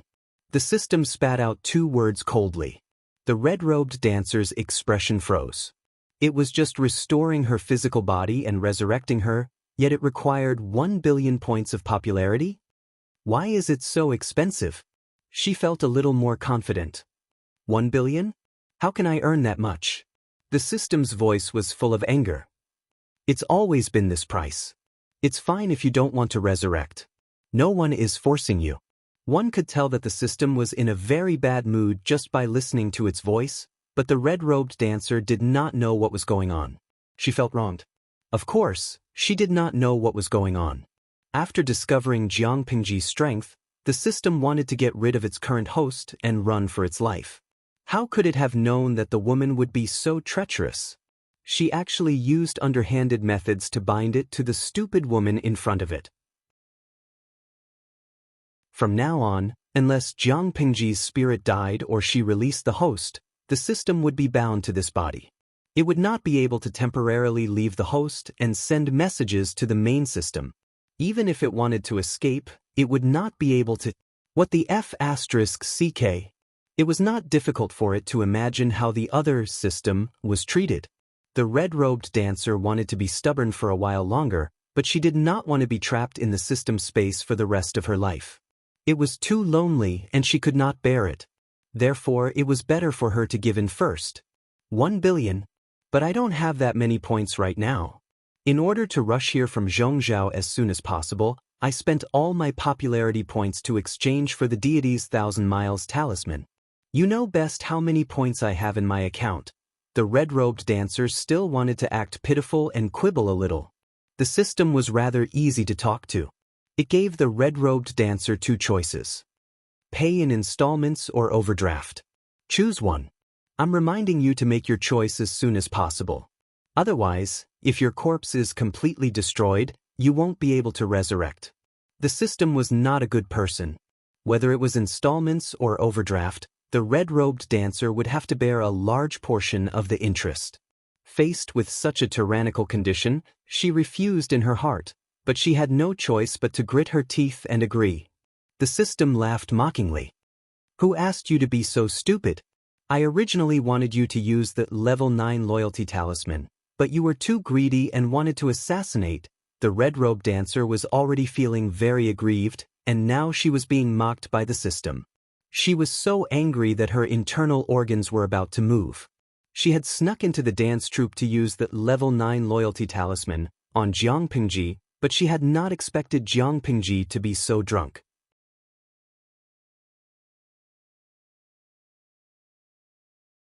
Chapter 707. Thinking of this, the dancer in red felt even more remorseful. Fortunately, she still had the level 9 loyalty talisman. She still had a chance to turn the tables. Once she used the level 9 loyalty talisman to control Jiang Pingji, she would definitely return the favor and make that slut's life a living hell. The dancer in red chose to split the time. One person and one system came to an agreement. She was resurrected. Her broken neck and pierced heart were now intact. She opened her eyes and found herself lying in a mass grave. Her surroundings were covered in pure white snow. Skeletons could still be seen sticking out of the ground. She was so frightened that she almost crawled away from her original spot. Her body was still cold and it was inconvenient for her to move. She could only lie low and wait for another opportunity. The sky broke and Yang Si woke up on time due to his biological clock. He rubbed his eyes and realized that he was wrapped in warm bedding. Not far away, there were 2 extinguished charcoal braziers. My lord. Yang Si shook his head and recalled the events of the previous night. He called out to her, but Jiang Pingji's voice came from outside the tent. You're awake. Jiang Pingji had already changed into a clean set of clothes. She looked at Yang Si with a faint smile. Greetings, my lord. Yang Si felt his old arms and legs ache. Of course, no one would dare to curl up and sleep the entire night. Their limbs would protest. Go and wash up first. We'll settle the score with Su Bei and ask for some compensation. Although Su Bei was innocent, Jiang Pingji was obviously trying to blackmail him. It was not her style not to take advantage of him. Yang Si nodded and said with a gloomy expression, Indeed, we have to settle the score. If not for my lord's superior martial arts skills, I don't know what would have happened to you last night. Yang Si did not know much inside information, so he did not expect that Jiang Pingji had purposely blackmailed Su Bei. This was a trap she had dug. How could Jiang Pingji not know that there was something wrong with the lead dancer? Precisely because she knew that there was something wrong with that person, She took advantage of the situation and set up such a trap at the last minute. Poor Su Bei. He had even thoughtfully sent the person to her and helped her blackmail. Last night, Yang Si slept well and Jiang Pingji slept even more soundly. Only Su Bei and his subordinates did not sleep.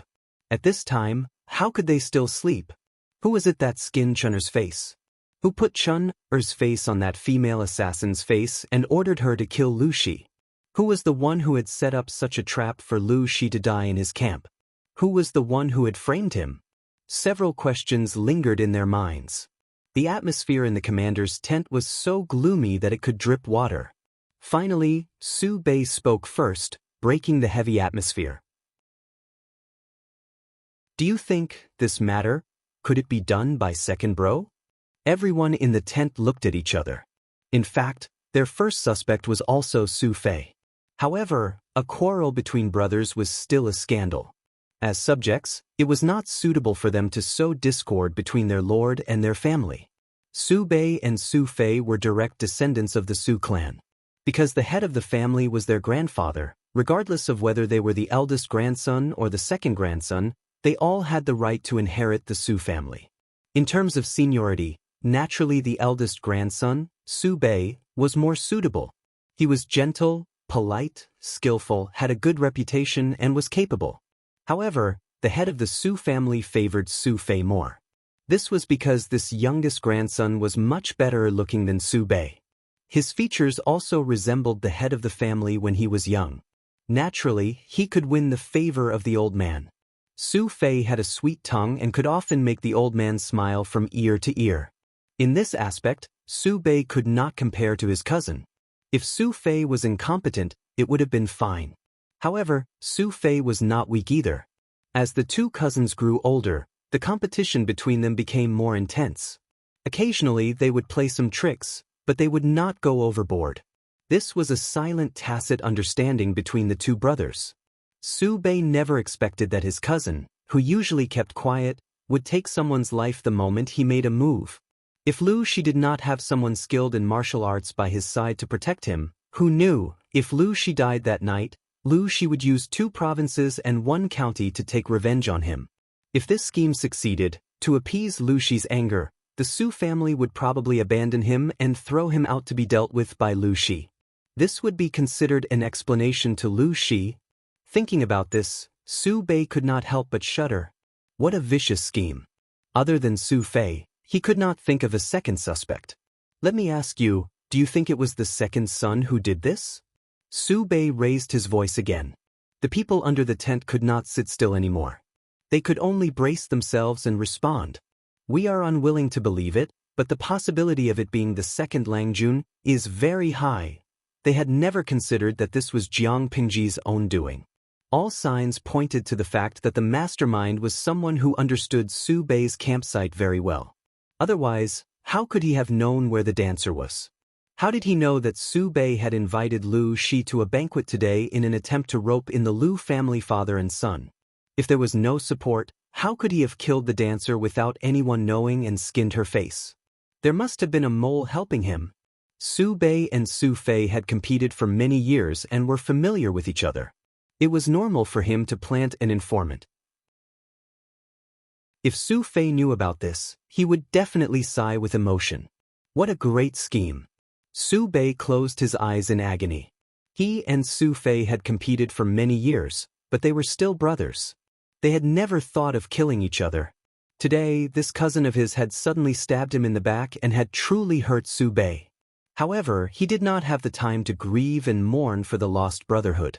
The most important thing now was to stabilize Lu Shi and improve the relationship between the two factions.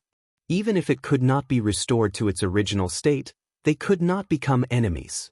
At the very least, they could not let the second son take advantage of them. Su Bei's goal was to be the chief of the alliance. If he angered the father and son of the Lu family, they would turn around and help the second son, Su Fei. He would suffer a great loss. Everyone discussed for the entire night and came up with many ways to remedy the situation. Su Bei was like a prisoner awaiting his trial, anxiously awaiting the final outcome. They did not sleep the entire night, but Jiang Pingji slept soundly. After breakfast, she brought Yang Si along to visit Su Bei. Worthy younger brother. When Su Bei saw Jiang Pingji, it was as if he had seen a close relative. That call gave one goosebumps. Brother Su. Compared to the enthusiasm from last night, Jiang Pingji's attitude today was rather cold. Su Bei did not feel awkward. He said, I heard that you were attacked by an assassin last night. Does my worthy younger brother know who did it? Jiang Pingji laughed coldly. I was attacked in Brother Su's camp. The assassin was a dancer arranged by Brother Su. I should be asking Brother Su about this matter. She was indeed angry. Su Bei sighed to himself. Last night's incident was a trap set up by a scoundrel. As an elder brother, we hit it off well at first sight. Why would I want to harm you? Su Bei spoke earnestly, but he did not reveal who the mastermind was. Instead, he called a few people over. They were all witnesses. The scoundrel was ruthless. He skinned a stranger's face and disguised her as a dancer in an attempt to assassinate my worthy younger brother. This matter is indeed my fault. I should not have arranged this for you, Sai. Jiang Pingji's expression was hesitant. Her heart wavered. Su Bei persisted and analyzed the situation in detail. If Lu Shi died here, he would be the first unlucky person. Why would he dig his own grave?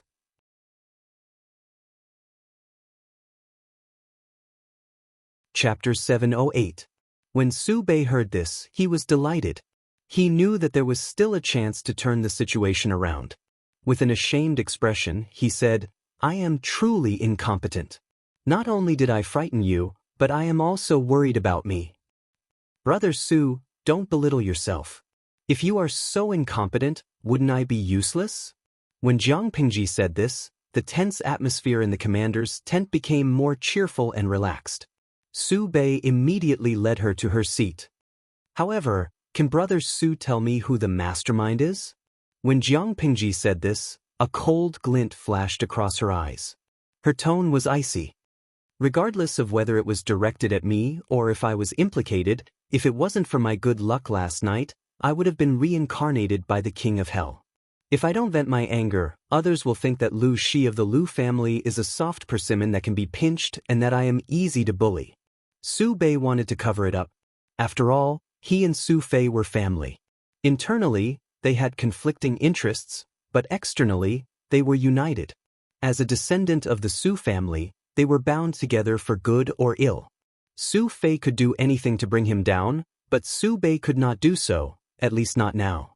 However, in the face of Jiang Pingji's repeated probing and questioning, Su Bei could only divulge a few words so as not to destroy their recently improved relationship. Actually, regarding the villain behind this, I have yet to confirm it. I only have a suspect. Su Bei's expression was ugly. He deliberated and said, I am ashamed to say this, but this person is my cousin. Currently, there is no solid evidence, so I cannot convict him. Don't worry, brother. Give me some time and I will definitely get to the bottom of this matter and give you an explanation. If Su Fei did it, I will not be biased. Jiang Pingji listened expressionlessly. Brother Su's cousin, Su Fei? Isn't that your closest relative? How could it be? Every family has its own difficulties, and everyone has their own difficulties.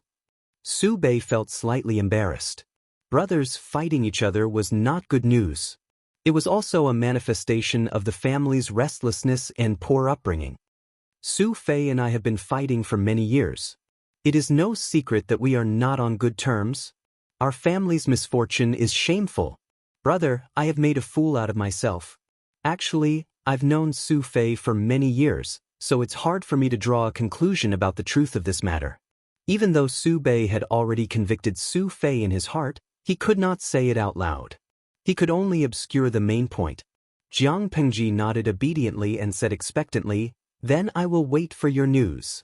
Seeing that she was so obedient and easy to talk to, Su Bei heaved a long sigh in his heart.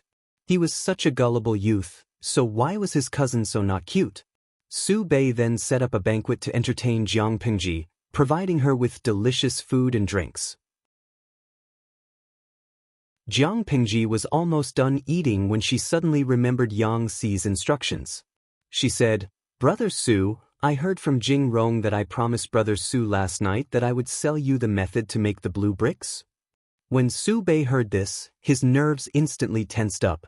It was as if an ice-cold current had suddenly appeared from the soles of his feet to his brain. If he asked himself honestly, he indeed coveted the method to make the blue bricks, but today was different from yesterday. Bringing it up now was asking for abuse. He still had a huge pile of sh*t to clean up, and he had not completely cleared himself of suspicion. If he suddenly made such a move, what if she suspected that he had taken advantage of her when she was in a drunken stupor to trick her into selling the core technique? Wouldn't all his previous efforts go to waste? Su Bei's brain worked quickly, and he secretly gave his confidant a look, intending to ask for help from outside. How could he smooth this matter over?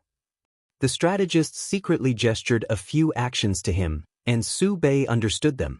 This matter is indeed true. Su Bei glanced at Yang Si and saw that he was looking at him with a smile that was not quite a smile, as if giving him a silent warning. His heart thumped, and he knew that he could not fool him. He said, "I'm not afraid of being laughed at, brother. Last night, I saw Master Yuanjing's disciples painting, and my heart yearned for the scene in the painting. I also want to govern Zhe County and make it as lively and prosperous as this. Zhe County is located in the south, where it is warm and rainy, and objects tend to rot and mold easily. If we have green bricks as building materials, I feel that the situation will improve significantly. Last night, I didn't know that brother was drunk, and I asked a few questions. Now that I think about it, it's still not appropriate. Brother, you don't have to take it to heart." Jiang Pingji shook her head disapprovingly, her voice resolute and decisive. "A gentleman's word is as good as the whip of a fast horse. How can I take back what I've said?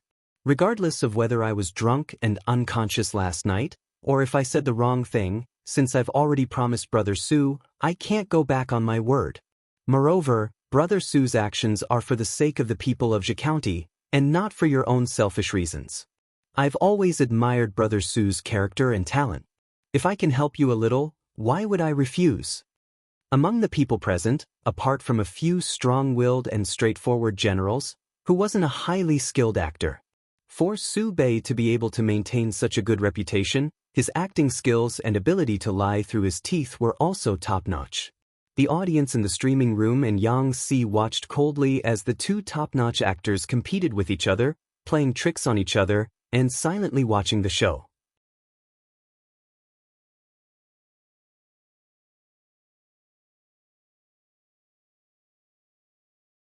Chapter 709. If her acting skills were slightly worse, it would be considered a clumsy performance. But would Jiang Pingji's acting skills be bad? Thus, she successfully portrayed herself as a righteous gentleman who cherished the world and had gone astray for a moment. After realizing her mistake, she repented and reflected on herself. Even though Yang Si was used to seeing his lord's acting skills, he was about to be led into the ditch by her. She was simply a drama queen. The idle viewers in the streaming room queued up to give Jiang Pingji likes, sending countless 666 comments. Huang Shun, a man of few words, I seem to have seen a walking drama queen. With the streamer's acting skills, the judges must be blind if she doesn't win an Oscar. Midnight Epilepsy, a man of few words, her tricks are too profound. I suddenly feel sorry for Su Bei. He met a peak drama queen and was almost fooled. Fengmu, Su Bei and the streamer, this is a showdown between two 10,000-year-old drama queens. I suddenly thought of a joke. If it's a fight for hegemony, the feudal lords will rise together. The lords of every faction will surely be drama queens. If these drama queens were to gather together and have them act together, whoever has the most profound tricks will survive until the end. Haha, I think our streamer will definitely defeat everyone in seconds. With the support of the idol buff, Jiang Pingji successfully trapped Su Bei. Su Bei was unaware of the impending danger and continued to tease Jiang Pingji with a smile. My worthy brother, you were trying to persuade me just now. Why are you remorseful now? Everyone makes mistakes. What's more, my worthy brother's actions aren't wrong. I've never heard of an item like the flashing brick. My worthy brother must have put in a lot of effort to create it. Even blood brothers have clear accounts. It's only right and proper for me to purchase it from my worthy brother.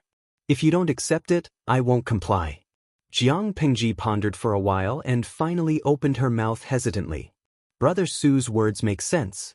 An item like the flashing brick that benefits the people shouldn't be owned by just one or two families. If we monopolize it, it would seem narrow-minded.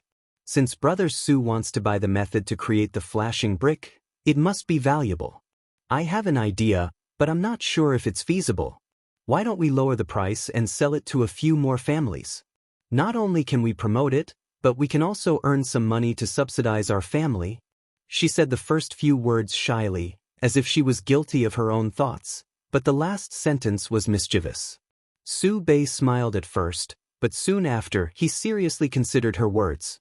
Because of Jiang Pingji's previous performance, he did not think that she was acting. Instead, he felt that she was noble and had a benevolent heart. If it were someone else, they would definitely try their best to squeeze out all the benefits they could, but Lu Shi did the exact opposite. Who would see a profiteer give away the money he had earned? Su Bei thought to himself that if they were in a time of peace and prosperity, it would be a blessing for the people to have such officials. He had always wanted to find a chance to leave and improve his relationship with Lu. He had always been looking for an opportunity to leave a good impression on her and get closer to her. Now that there was a ready-made opportunity in front of him, he would not miss it. He said, "Brother, if you don't mind me being a busybody, why don't you lend me that painting scroll first?" Brother asked. Jiang was brother. Lu Bei. I brother Jiang.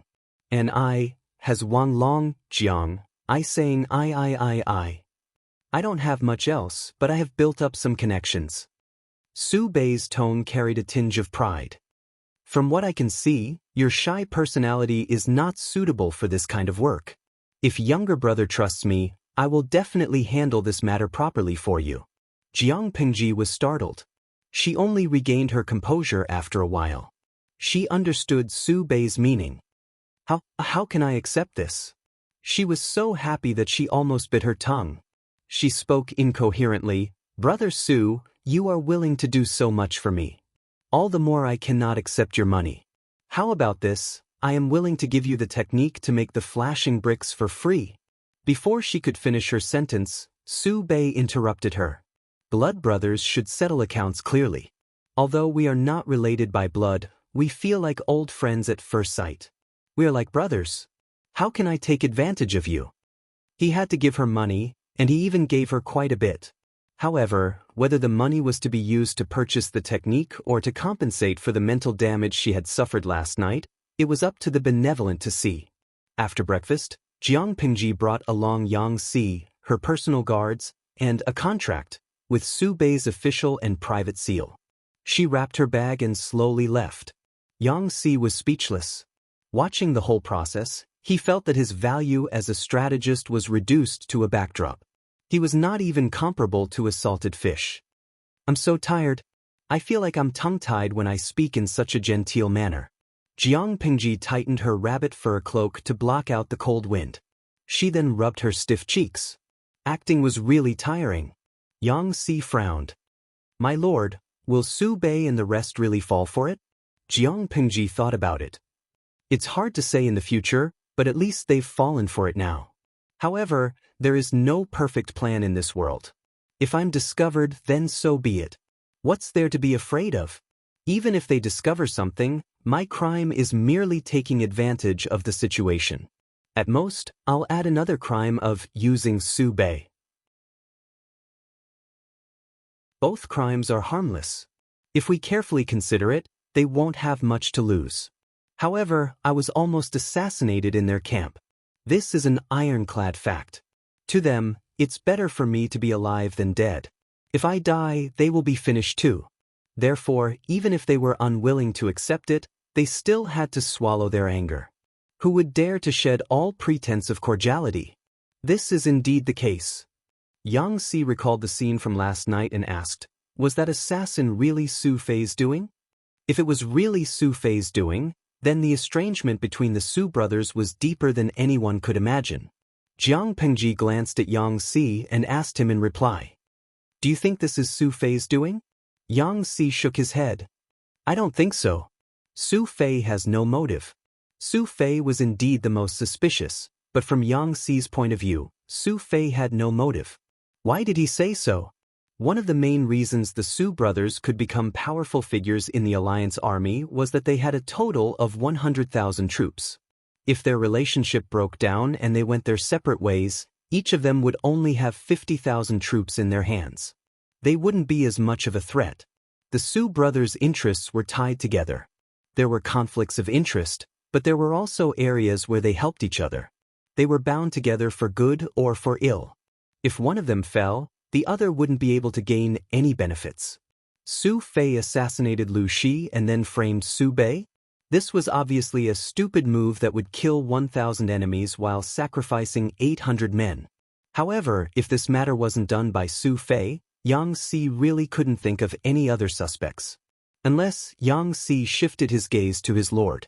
Could it be that this assassination was directed and acted by the lord herself? Impossible.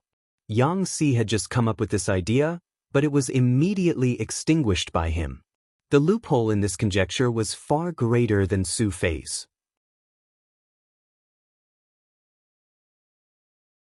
Chapter 710. Yang Si immediately rushed forward and questioned her. My lord, you already know who the mastermind is? Why did they do this? Why did they want to assassinate my lord? For what reason? Jiang Pengji laughed coldly and said, this assassination wasn't to frame Su Bei or Su Fei. This assassin is only targeting your lord. The assassin's target is me, not anyone else. He has never targeted anyone else. Su Bei and Su Fei were caught in an undeserved calamity. Who asked them to be so unlucky and coincidentally bump into me? Speaking of which, the assassin's training was too poor. He was not proficient in martial arts. With such little ability, he actually had the courage to assassinate me? What a waste of my time. Yang Si had never expected that the assassin was actually targeting his lord. Could it be the lord's enemy? Thinking of this, he panicked. This matter, should I report it to the old master? The enemy was in the dark while they were out in the open. It was impossible to guard against them. If he informed Lu Shi, it would be safer. No need, I can handle it. If I tell my father about this, it'll just be adding another person to worry about me. Yang Si sighed and repeatedly reminded her, my lord, don't force yourself. Safety is the most important thing. I know. Yang Si knew that he could not persuade Jiang Pengji, so he could only put the matter aside for now and discuss it later. On second thought, Yang Si sympathized with the Su brothers. They were caught in an undeserved calamity. I suddenly thought of something. The Su brothers are really pitiful. Perhaps they'll break up because of this matter. When Yang Si said this, there was a hint of schadenfreude in his tone. It was as if he was watching a good show. Don't say that he was heartless. Everyone served their own master, so no matter what he did, he would not go overboard. Wasn't being a strategist a job that harmed others to benefit oneself? The Su brothers appear to be harmonious on the surface, but their battle in the dark is getting more and more intense. Even without this matter, Su Fei and Su Bei's battle will intensify and cross the line sooner or later. As for breaking up? The leader of the Su family is already old. How many years does he have left to live? As long as he's alive, the battle between Su Bei and Su Fei will be restrained. If he dies and the Su family hasn't chosen a worthy successor, these two cousins will definitely fight until the world is turned upside down. Jiang Pengji analyzed the situation calmly and added, the Su family has a rich heritage. They may be our future enemy. Now that there was a chance to step on them, it would be a pity to miss it. Your master is very clear about public and private matters. Even if we have a good personal relationship, we can't be careless about official matters. Although she had a good personal relationship with Su Bei, she still had to step on him when it came to official business. If there was anyone in the world who hated the father and son, to the bone, he couldn't think of a second person besides that woman. Could it be that that stupid woman has finally come to her senses and knows Emperor Chen's identity? It's been so many years, yet she only found out. Lu, she mocked in a low voice. He mumbled to himself, his voice so low that it was almost inaudible. It's a pity that she was still one step too late. The current Lanting is no longer a doll that can be squeezed by anyone. The corners of his lips curled into a faint smile. Even his gaze seemed to become gentle and profound, as if he could see another world. Amin, wait a little longer.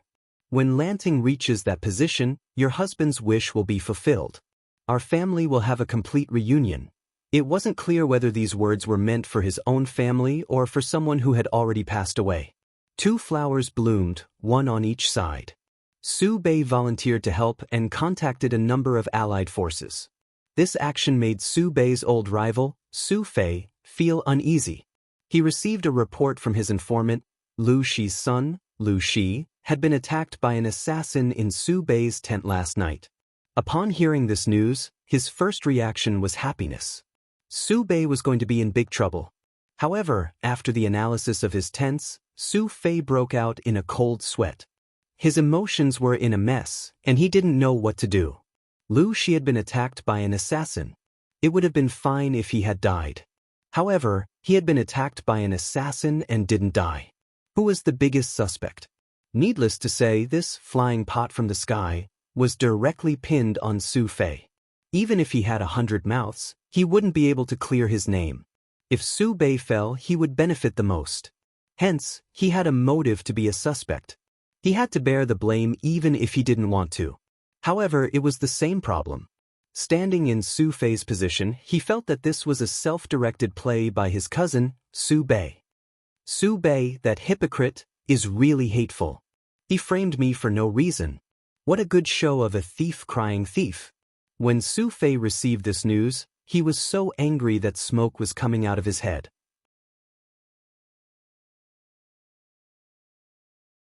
Chapter 7:11. All the strategists looked at each other in dismay, secretly lamenting Su Pei's scheming nature. He was ruthless enough, and his heart was black enough. He had directed and acted out the assassination of Lu Shi. When the time came, all he had to do was push the blame onto Su Fei and he would be able to clear his name in an instant. Not only would he create a strong enemy for Su Fei, but he would also be able to tie the Lu father and son duo to Su Bei's chariot and gain a good reputation. Even if the negotiations between the Lu father and son and Su Bei broke down, because of this scapegoat, the Lu father and son would not turn to Su Fei. Thinking about it this way, Su Bei was the most suspicious. His motive was the strongest and he could be listed as the number 1 suspect. Su Fei stood still, snorted coldly, and asked the person beside him, what is that hypocrite doing now? First Lang Jun is holding a banquet for the allies. All day long he sets up banquets, drinks, and presents beauties. Why can't he eat to death? Su Fei's expression was slightly twisted, and with a bit of savagery, he said with incomparable mockery, "This cousin is really capable." Bringing a group of dancers and singers to protect the emperor, giving him gold, silver, jewels, luxurious carriages, and beautiful women. For the sake of his reputation, he really is unscrupulous. Now, you even set up such a despicable trap to slander my innocence. Disgusting. The person beside her looked worried. He cupped his hands and said, "My lord, now is not the time to complain." With the support of the father and son of the Lu family, he has also roped in a bunch of forces. I'm afraid that the position of the alliance leader will fall into the hands of Elder Lang Jun. Even if we want to fight for it, the chances are slim. Su Fei's heart was filled with anger. I can see it. He boasted that he was not weaker than his cousin, but his cousin was good at putting on a show, and he really could not compare. Do you have any good ideas? It would be best to drive a wedge between him and the Lu father and son. Su Fei was exasperated. If he couldn't get it, what right did his cousin have to get it? Relying on gold, silver, jewelry, cars, and beautiful women to attract talents and accumulate reputation, what was there to be proud of? Someone said, "We can't. If we do that, we will be at a disadvantage instead." The anger in Su Fei's heart was about to explode. This won't do, that won't do, then what should I do? Why don't we prepare a generous gift and ask someone to apologize to Lu Shi on behalf of eldest Lang Jun? Su Fei was stunned. It was clearly Su Bei's fault. Why did he have to send a gift and apologize? The man continued his analysis. My lord, from what I've heard, Lu Shi and the eldest Lang Jun did not have anything to do with each other. It's obvious that the eldest Lang Jun has successfully framed you. If he tried to explain it to Lu Shi now, he would end up with a bad reputation for being a glib talker. Since that's the case, my lord might as well use the excuse of, my brother's lax governance allowed an assassin to sneak in, so I'm apologizing to Lu Shi on behalf of my brother, to contact him and reveal some suspicious points appropriately. If Lu Shi wasn't stupid, he would naturally investigate. What you find yourself is far more trustworthy than what others say. If Su Bei had acted appropriately, he might have shot himself in the foot. Thinking of this, Su Fei immediately sent someone to prepare a generous gift and sent a subordinate with authority to deliver the gift as a sign of solemnity. Jiang Pingji felt that Su Fei and Su Bei were indeed cousins. Their imagination was top-notch. After sending off Su Fei's messenger, Yang Si and Feng Zhen looked at the lavish gifts that filled half the commander's tent. Their eyes almost popped out of their sockets. What do they mean? Jiang Pingji smiled and said, it's most likely they're suspecting each other. Qing Feng Shuang, ha! They're pushing the blame to each other and suspecting each other? There's actually such an operation? A new invention? Zueyun Catyao, Su Fei suspects that Su Bei is directing and acting on his own. Su Bei suspects that Su Fei is secretly cheating. It feels like a tongue twister. Layman Howie, I don't care if they're pushing the blame to each other. Anyway, our streamer is profiting from it. That's right, after all this commotion, the one who benefited in the end was actually Jiang Pingji. If the Su brothers knew the truth, would they shed silent tears? I keep having the feeling that today's alliance meeting will be a battlefield filled with the flames of war. Jiang Pingji clicked her tongue as if she was deeply moved. Yang Si and Feng Zhen glanced at each other. They could see the helplessness in each other's eyes. Shameless. If it wasn't for their lord secretly pulling such a stunt, the brothers wouldn't have fought so fiercely. Jiang Pingji was about to wash up and change into a new set of clothes when someone outside reported that Huang Song had come to visit. I heard that you were assassinated in Su Bei's tent last night? This time, Huang Song didn't bring Qing Jing along. Instead, he brought Feng Ju. Both of them were dressed casually. This time, they were also visiting in private. Jiang Pingji leisurely greeted Feng Ju. Then she said, I can die under a peony flower and become a ghost in a romantic way. What's the big deal about being assassinated? Huang Song, Su Bei had good intentions. He wanted to gift that beautiful dancer to me. Who knew that the beauty was poisonous? She was actually an assassin. Huang Song was speechless. Based on his understanding of Lu Shi, although he liked beautiful women, he had always restrained himself. He remembered that many years ago, when the three of them were still in Shangjing, the three of them would often hang out in brothels together. However, Lu Shi had never stayed overnight. At most, he would listen to songs and music. Unexpectedly, after a few years, Lu Shi had also fallen into depravity. He had become a playboy who lingered among the flowers. Feng Ju said, You don't seem like such a careless person. You actually dared to enjoy a beauty gifted to you by a stranger? Jiang Pingji said with lingering fear, Humans make mistakes, horses make mistakes. I was too careless. Last night was really thrilling. Huang Song also laughed and echoed, young and impulsive. Which man doesn't like beauty? However, everything has to be done in moderation. Don't go overboard. Huang Song and Feng Ju had only come over to take a look and make sure that she was fine. After exchanging conventional greetings, Huang Song and Feng Ju were about to get up and leave when Yang Si entered the tent with a stack of bamboo slips. Seeing that there was someone in the tent, he was startled. Seeing Huang Song's face, Yang Si's heart thumped. He had one foot in the tent and the other outside. He was hesitating whether to enter or leave. I seem to have seen you somewhere before. When Huang Song had come to visit, Feng Zhen and Yang Si had been dealing with the matters of setting up camp, so they had not met. Yang Si was strangely silent. Of course, he had met Huang Song before, but it had not been recently. Thinking back to that time, he had jumped ship and kicked Prince Changsho out of the way, tricked his old master, and left with his page boy. He had originally wanted to rely on Huang Song to see if he was a wise master, who knew that the gatekeeper of Huang Song's manor would bully him and suppress Yang Si's visiting card. Later, Huang Song had chased after him on horseback. Yang Si's temper flared up, and he had arrogantly rejected the other party and even made up a fake name. He had continued to head north and fallen into Wei Si's trap. Step by step, he had been trapped by Jiang Pingji and Wei Si into a bottomless pit called overtime. Thinking about it now, he could not help but sigh. If he had directly obeyed Huang Song back then, perhaps he would not be so mentally exhausted now. At least Huang Song was much easier to fool than Jiang Pingji. Huang Song also remembered Yang Si's identity. He called out with a faint smile, "Master Zhao, how have you been since we parted years ago?"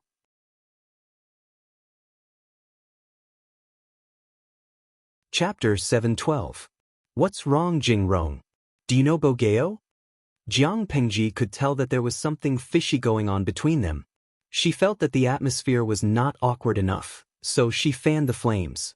Yang Si looked down and said, "Chief Huang, you've mistaken me for someone else. My surname is Yang, and my first name is Si." It was indeed Yang Si. The smile on Huang Song's face seemed to be brighter, but the anger in his chest was quietly ignited. "So it's Master Yang Si." Feng Ju secretly frowned and asked, "Are you working under Lanting now?" Yang Si replied, "Yes." The atmosphere became even more awkward. "I missed the opportunity to meet you back then, and I regret it to this day. Now that I know that you have a home to return to, I can finally put my mind at ease." Huang Song's words were both provocative and provocative. Yang Si refused to show weakness. "Fate has been decided. I hope Chief Huang won't worry about it. However, fate is really hard to say. If I hadn't seen Chief Huang in the tent today, I wouldn't have known that you and my lord are such good friends. May I ask, has the county chief changed the gatekeeper to this day?" If the gatekeeper hadn't used his power to suppress the visiting card, Yang Si wouldn't have waited for 3 days. Only a fool would continue to stay and wait for others if there was no reply in 3 days. Yang Si's reply made Huang Song even angrier. Jiang Pingji looked at the two of them and said to Huang Song, "Bogeo, look at what you're saying. You're like a resentful wife who was cheated on by a scumbag." Yang Si taunted, and Jiang Pingji stabbed him with a knife, dealing a beautiful critical hit. Huang Song recalled what he had just said, and his expression darkened. He gradually looked like the bottom of a pot.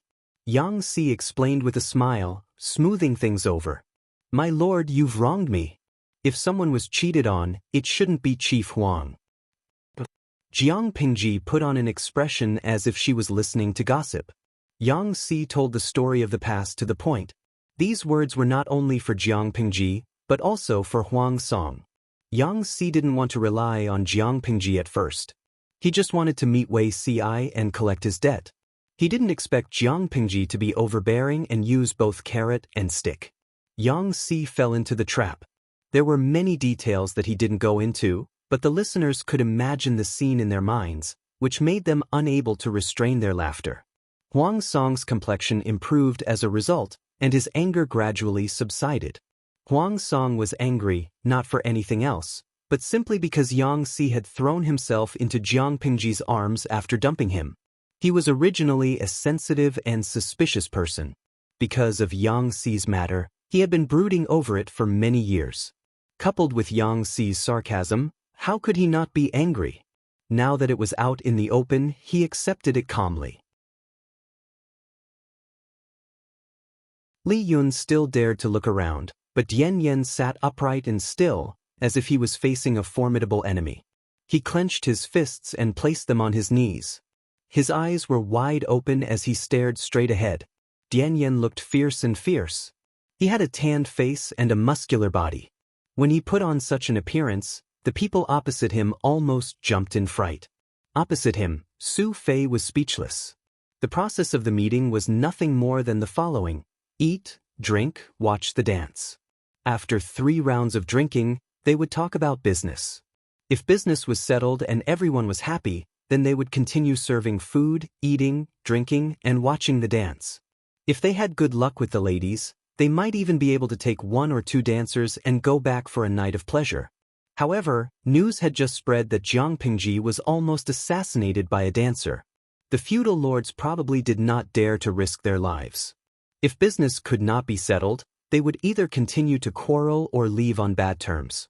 No matter what the outcome was, it had nothing to do with Jiang Pingji. She and Lu Shi were just there to be bystanders.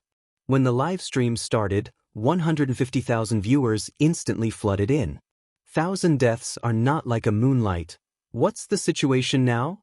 It feels like the meeting is very leisurely. Yesterday was a banquet, and today is still a banquet? Kneeling for monthly tickets? That's not right. There are so many people today. Their attractiveness levels are different. I'd better continue sucking up to little brother Li Yun. Kneeling for recommendation tickets? Surprise! The streamers summoned beasts today are not Feng Zhen or Yang Si. What's the point of not bringing along long-range sorcerers? Popular all over the world doll. Although she didn't bring along the sorcerers, the streamer brought along 2 violent combat types. Jiang Pingji was speechless. Why did it feel like the style of all the bullet screens had changed after not starting the live stream for a few hours? Unbeknownst to her, there was a studio in the live stream that had imitated other games and made a mobile game for entertainment. Simply put, it was a game where players created characters, chose different lords, and summoned various pets, subordinates. This game studio even imitated a certain mobile game and gave each subordinate different qualities and combat numbers. Because of the popularity of the livestream, the game had just been launched and the number of downloads was shockingly high. Currently, the 2 most popular pets were Wei Si of the sorcerers and Li Yun of the combat types. The reason? You're tuning in to the Dreamy Chapters YouTube channel. We're so grateful for your support, and don't forget to subscribe to join us on this incredible journey through captivating stories. Your generosity through donations truly makes a world of difference, as it's the primary source of revenue that allows me to expand and enhance this channel for you. Thank you from the bottom of my heart for being a part of this adventure.